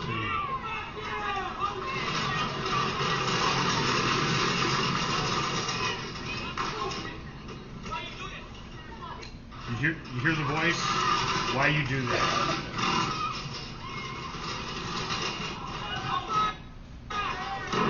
Get over this. There's Mr. Rosenbaum arguing. Mr. Zeminski, the smiling puppeteer, standing behind him. Yeah, they didn't know each other. Maybe they didn't, but they sure spent a lot of time together that night.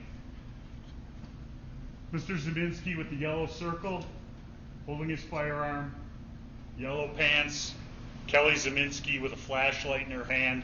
Last time I checked, there wasn't any lighting problems. The flashlight is a weapon to bash heads if you have to.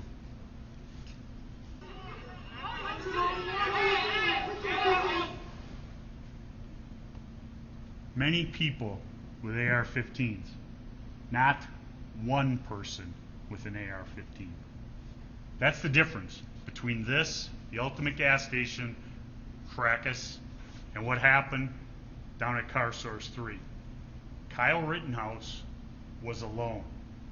He had been taken away from the herd, and Mr. Rosenbaum and Mr. Zeminski were going to get him. Movement. Mr. Rosenbaum and his bag. He's not dissuaded by the people. He's going right at them.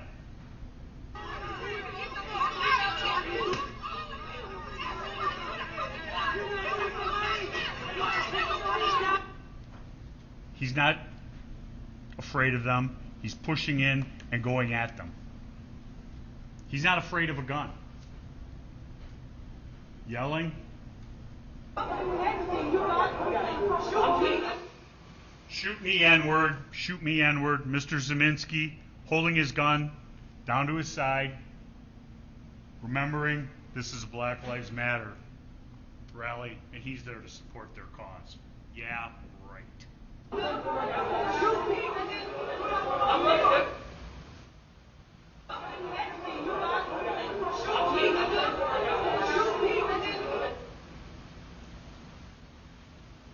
Mr. Huber, right there, holding him back, actually physically holding him back, but right in the middle of it. Look at the anger in his face. This here, I'll start it, but I'm going to point it out first. We saw a video earlier, this individual starting the Duramax on fire. Right here, jump kick, man.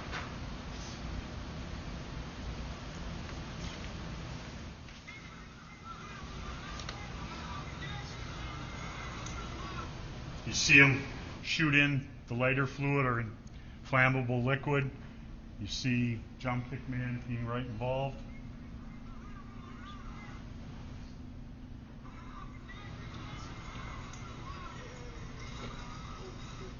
This is the calm Tuesday evening that Mr. Binger is alluding to.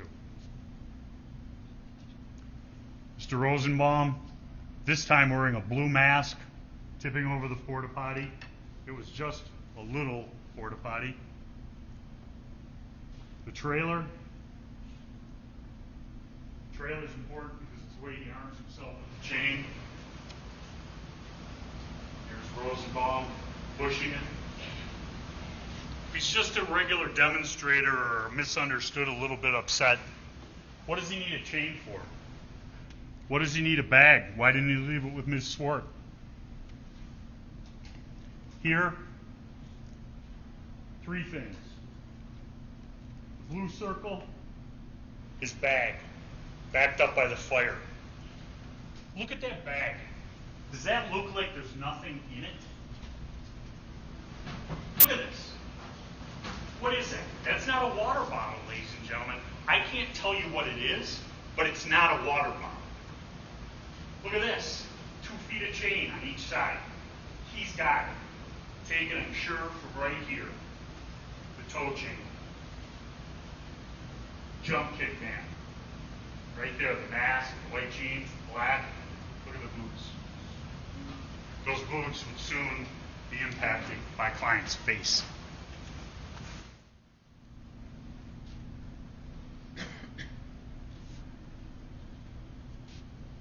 Rundown live. Here, once again, Rosenbaum, Zieminski at the trailer after it's been taken down the street, set up on its side, and started on fire. You can still see one of the chains hanging from the tongue of the trailer. Rundown live. The state showed this video. I started my opening statement with it. I was going to show you where Mr. Rosenbaum is. I've already done it. Don't need to waste your time. How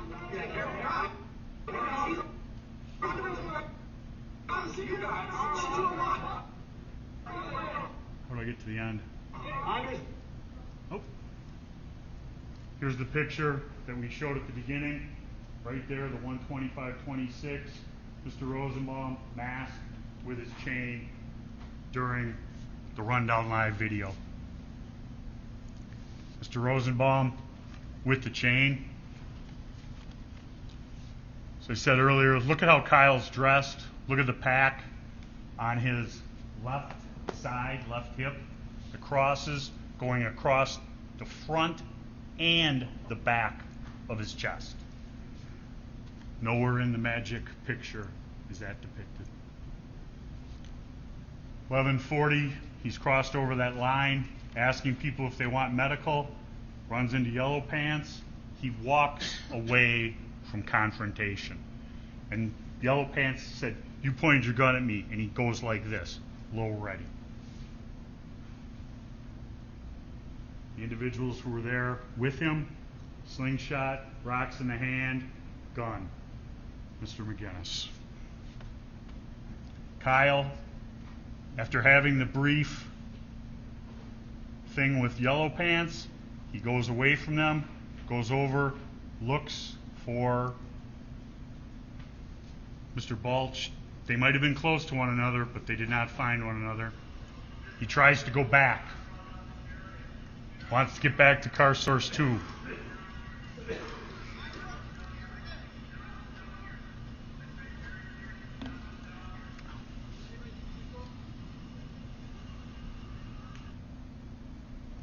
After that, he goes back and waits. He gets the phone call. He testified about the phone call, either from Nick or Dominic. And what does he do? He gets a fire extinguisher. He hasn't had a fire extinguisher all night, but he gets a fire extinguisher.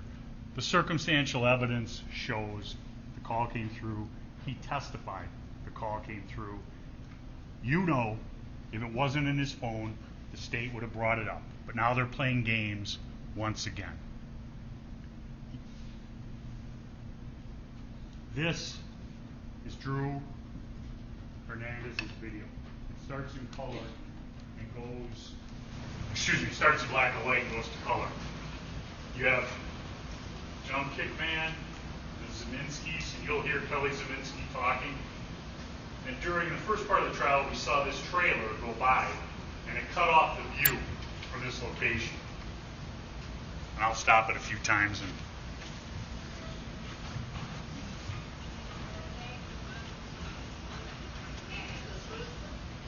did you hear that? Talking about a pepper ball exploding in her ass. That's Kelly Zieminski speaking.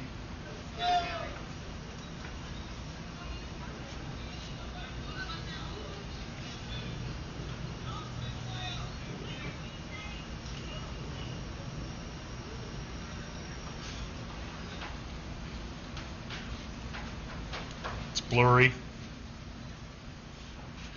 Keep your eye here and here. Kyle will come in too.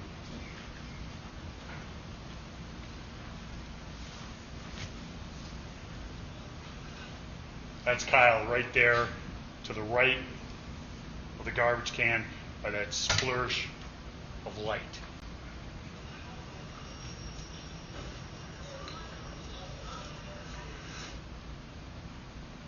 Mr. Rosenbaum, as soon as Kyle is coming, gets up and starts walking away along with Kelly Sminsky, this individual. Jump kick man was there earlier.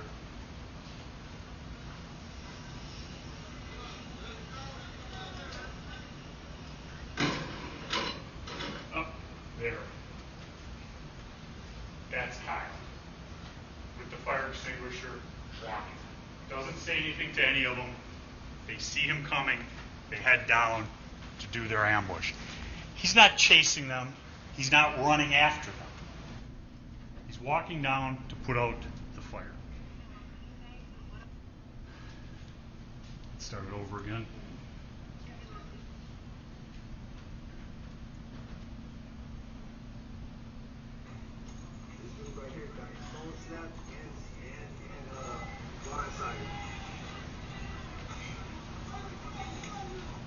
You hear Kyle yell, friendly, friendly, friendly. That is the start of Mr. Rosenbaum chasing Kyle.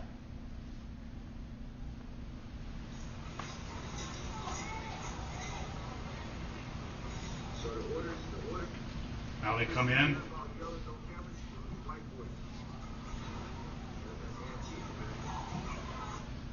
He's thrown. It goes to the small. He's thrown the bag. Duramax just got. Oh, that Duramax got fucking beat. Stop.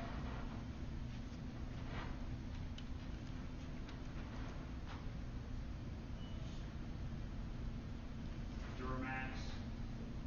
The shine on the Duramax. Kyle comes right into this area before he's chased. That's shown on the drone video. It's shown on the FBI video. Skinskis are standing right here. That's when the chase is on. Yo.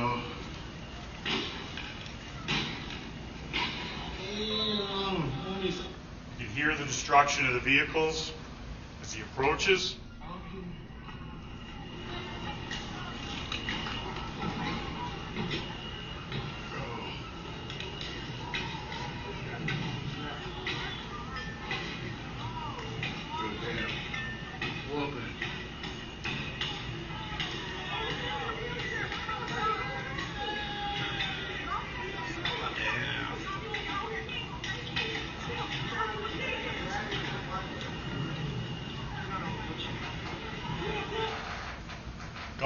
Gun, and he's off and running.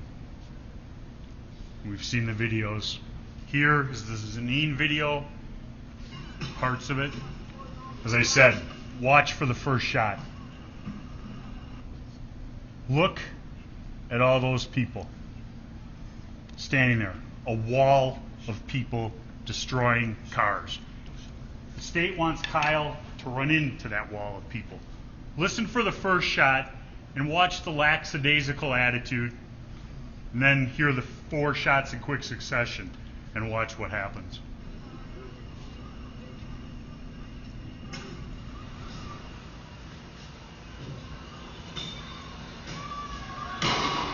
Oh shit. They shooting. Oh shit. Oh my god. Think about that, ladies and gentlemen. The first shot happens, they barely begin to move. Between the first shot and Kyle's first shot, which is the second shot you hear, Kyle has turned around. Why is he turned around? Because that wall of people is there and he has nowhere else to run. The cars, the van, all of the people destroying property, the soda machine, he turns around and Mr. Rosenbaum keeps coming. Mr. Rosenbaum keeps coming. He lunges, gunshots.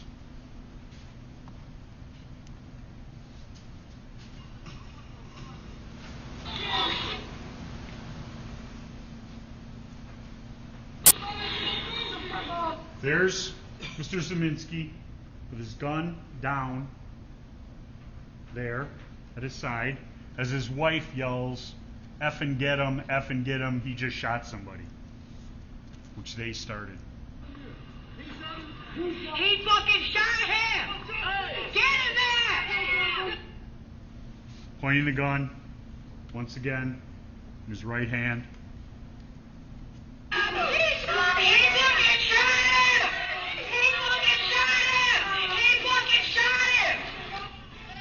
Take screenshots.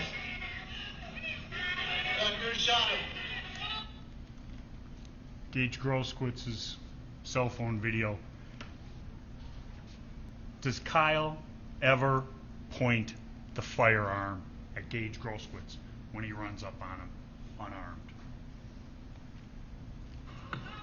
Shot.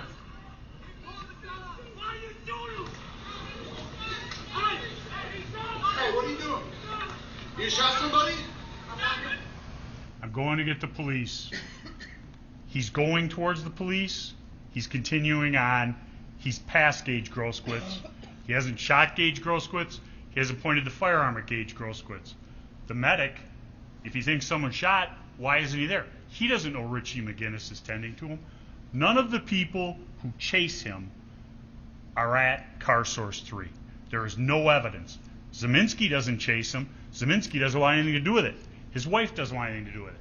But the mob has now formed and is chasing him down Sheridan Road in a northerly direction. Who shot? Who shot? He turns all the way around, looking towards Car Source 3. Could go there. At this point, he hasn't armed himself. Kyle is zero threat to anyone. This active shooter BS is something that Mr. Binger is trying to sell you people. Has he shot anybody since Car Source 3? No, he hasn't. He's running to try and get to the police. Mr. Binger must live in fairy tale land to think that Kyle could stop, put his gun down, and say, hey, everything's good, leave me alone, I'm going to the police. Unfortunately, that's not how the real world works. This was real world. Hey, stop it! People yelling to stop him. Next picture. You saw it in opening statements. Mr. Groskwitz chasing down Kyle Rittenhouse. Kept his gun in the small of his back. He's arming himself right here. Look how far Kyle Rittenhouse is ahead of him. No threat. He's run 2 blocks, almost 3 because it's at the far end of 63rd. He hasn't shot his gun since.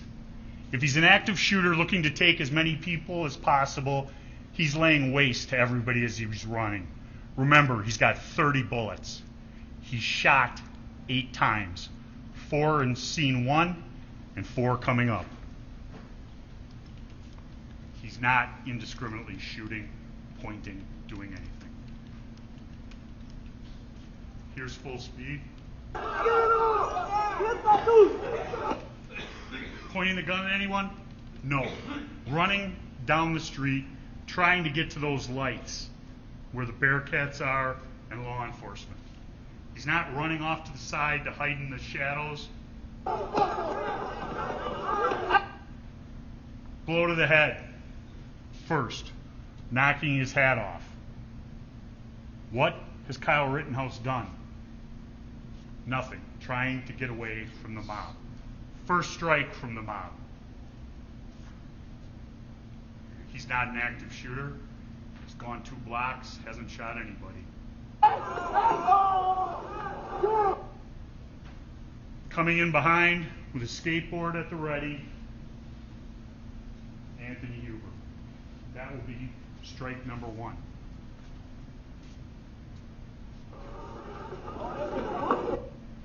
Remember in opening statements when Mr. Binger said, oh, something happened to his skateboard. He took a swing at him.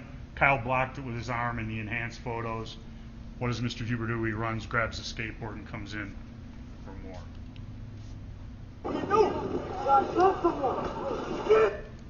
He's on the ground. The most vulnerable position you can be in. And what do we have? We have Anthony Huber here, already picking up his skateboard. We have this guy with the towel wrapped around his head coming in at Kyle. Jump kick, man. Guy who's hit him in the head. This is position. go forward just a little bit. See if it works this far. Nope.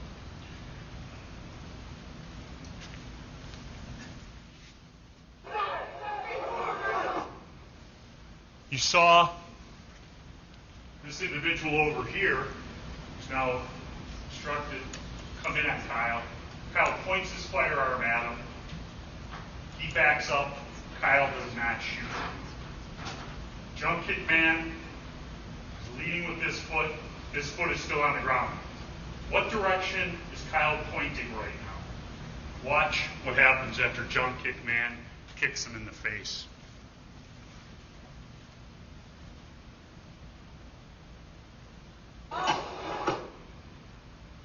He's turned around. He's looking in that direction. Anthony Huber coming in with the skateboard. Watch what Anthony Huber does with the skateboard. Blow to the head.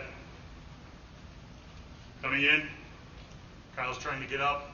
Anthony Huber's hand goes onto the gun. This is the fast one. The gun is pulled away from Kyle. Anthony Huber fires.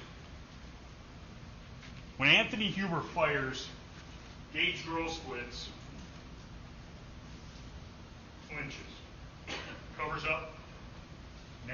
Natural, uncontrollable reaction.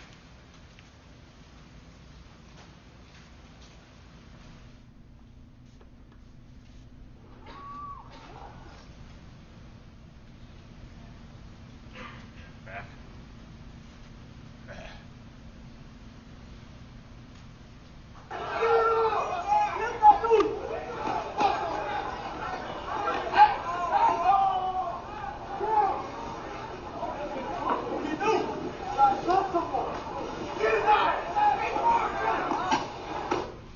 Get his ass.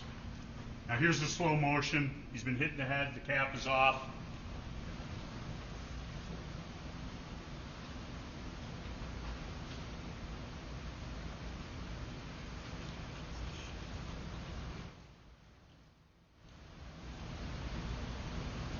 Anthony Huber winds up with the full force of his body. From back here, he swings his skateboard at Kyle. Kyle senses it coming. He turns around and looks, blocks it with his arm. Doesn't turn around and shoot Anthony Huber as he's being attacked with what is a deadly weapon.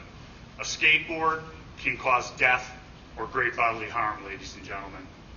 He doesn't do it. He continues to run a couple of steps before the blow to the head, and this is knocked him to the ground. He immediately changes direction, goes running for the skateboard.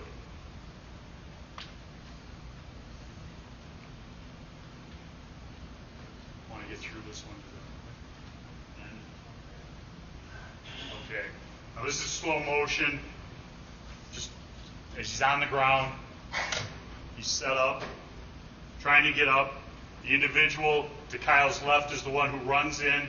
Kyle points the firearm. He backs off. He is not shot at.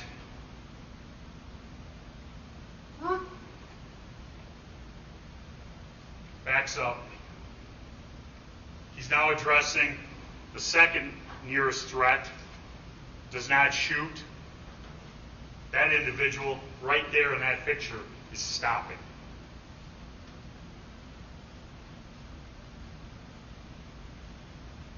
Jump kick man launches, contact, fire, turned around. In comes Anthony Huber. Blow to the head and neck. Now, I'm going to start it.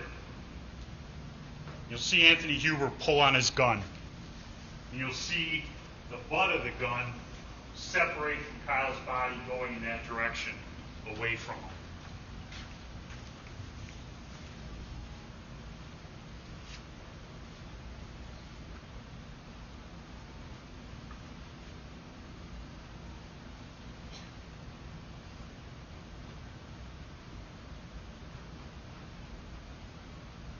See the gun being pulled away from him? Shot. Mr. Huber goes down. Groskowitz flinches, freezes, stops.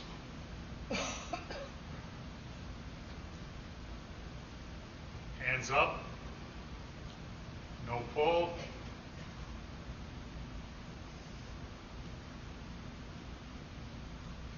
Mr. Groskowitz is standing like this, and all of a sudden you see him kick his foot back and launch forward. He loads his back foot going forward at Kyle with a loaded Glock handgun. Kyle sees it coming, gets within a couple of feet, he fires.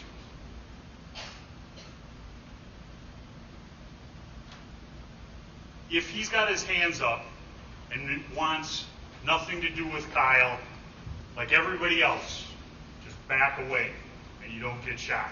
Mr. Groskowitz decides he's going to take him out, and his only regret, as stated in the Facebook post, he didn't fire first and empty his clip into the kid.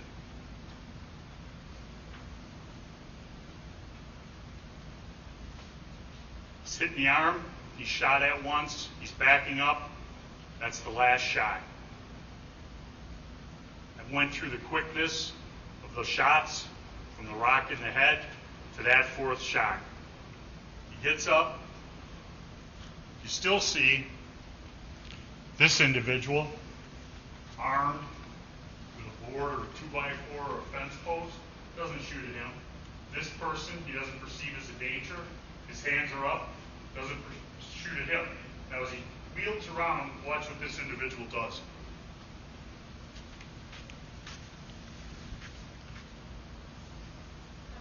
That was the end of it. Kyle turns around. He turns, that individual steps away from him. No more shots.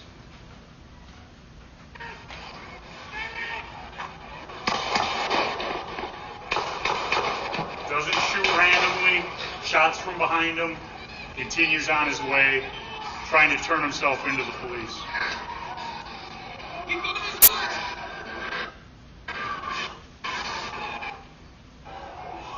Trying to get to the end of it.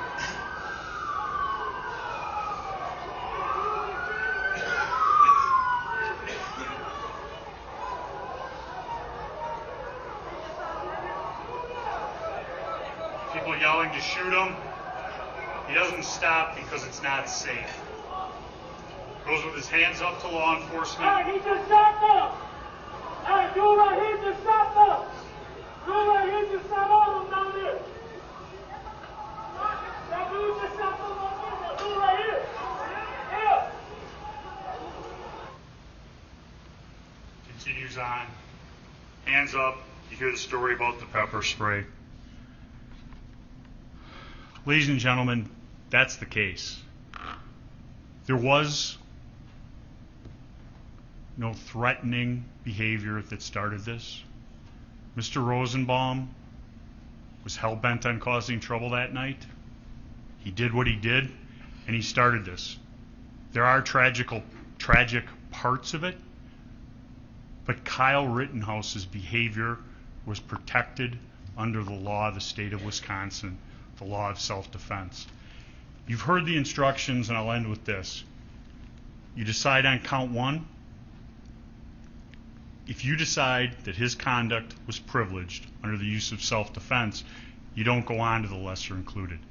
If it was privileged under self-defense, that affects count two. Both of the things that happened in scene one, as I read earlier, page 9 of the jury instructions. If his conduct was privileged as to Rosenbaum, it's privileged as to Mr. McGinnis. On to the next ones. At scene 2, ladies and gentlemen, there is no evidence whatsoever that he was an active shooter other than Mr. Binger calling him that. And there's no evidence that any of those other individuals who attacked him in the mob that night were attacking an active shooter. He wasn't shooting. And if they want to be the heroes and they want to beat somebody and do what they're going to do to them, they better be right. And they weren't. Kyle Rittenhouse shot Mr. Rosenbaum because he was attacking Kyle. Every person who was shot was attacking Kyle. One with a skateboard, one with his hands, one with his feet, one with a gun. Hands and feet can cause great bodily harm. I'm sure the state's going to get up and say, well, he didn't have great bodily harm, so it doesn't matter. That's not the standard. The standard is could cause great bodily harm. My client does not have to take a beating from the hands of this mob or the hands of Mr. Rosenbaum. And Mr. Rosenbaum might be little, but he was a pretty muscular guy. And some 30-some-year-old guy can take a 17-year-old kid 9 times till Tuesday. Ladies and gentlemen, it's a tough choice, but the evidence only leads to one conclusion. That is that Kyle Rittenhouse's conduct on August 25th was privileged based upon the actions of Mr. Rosenbaum and others. There are no winners in this case, but putting Kyle Rittenhouse down for something he was privileged to do will serve no legitimate purpose. I ask you to do this, do justice here under the law of the state of Wisconsin. Thank you very much. Thank you, Mr. Richards. Let's take about 10 minutes, and please don't talk about the case. Read, watch, or listen to any account.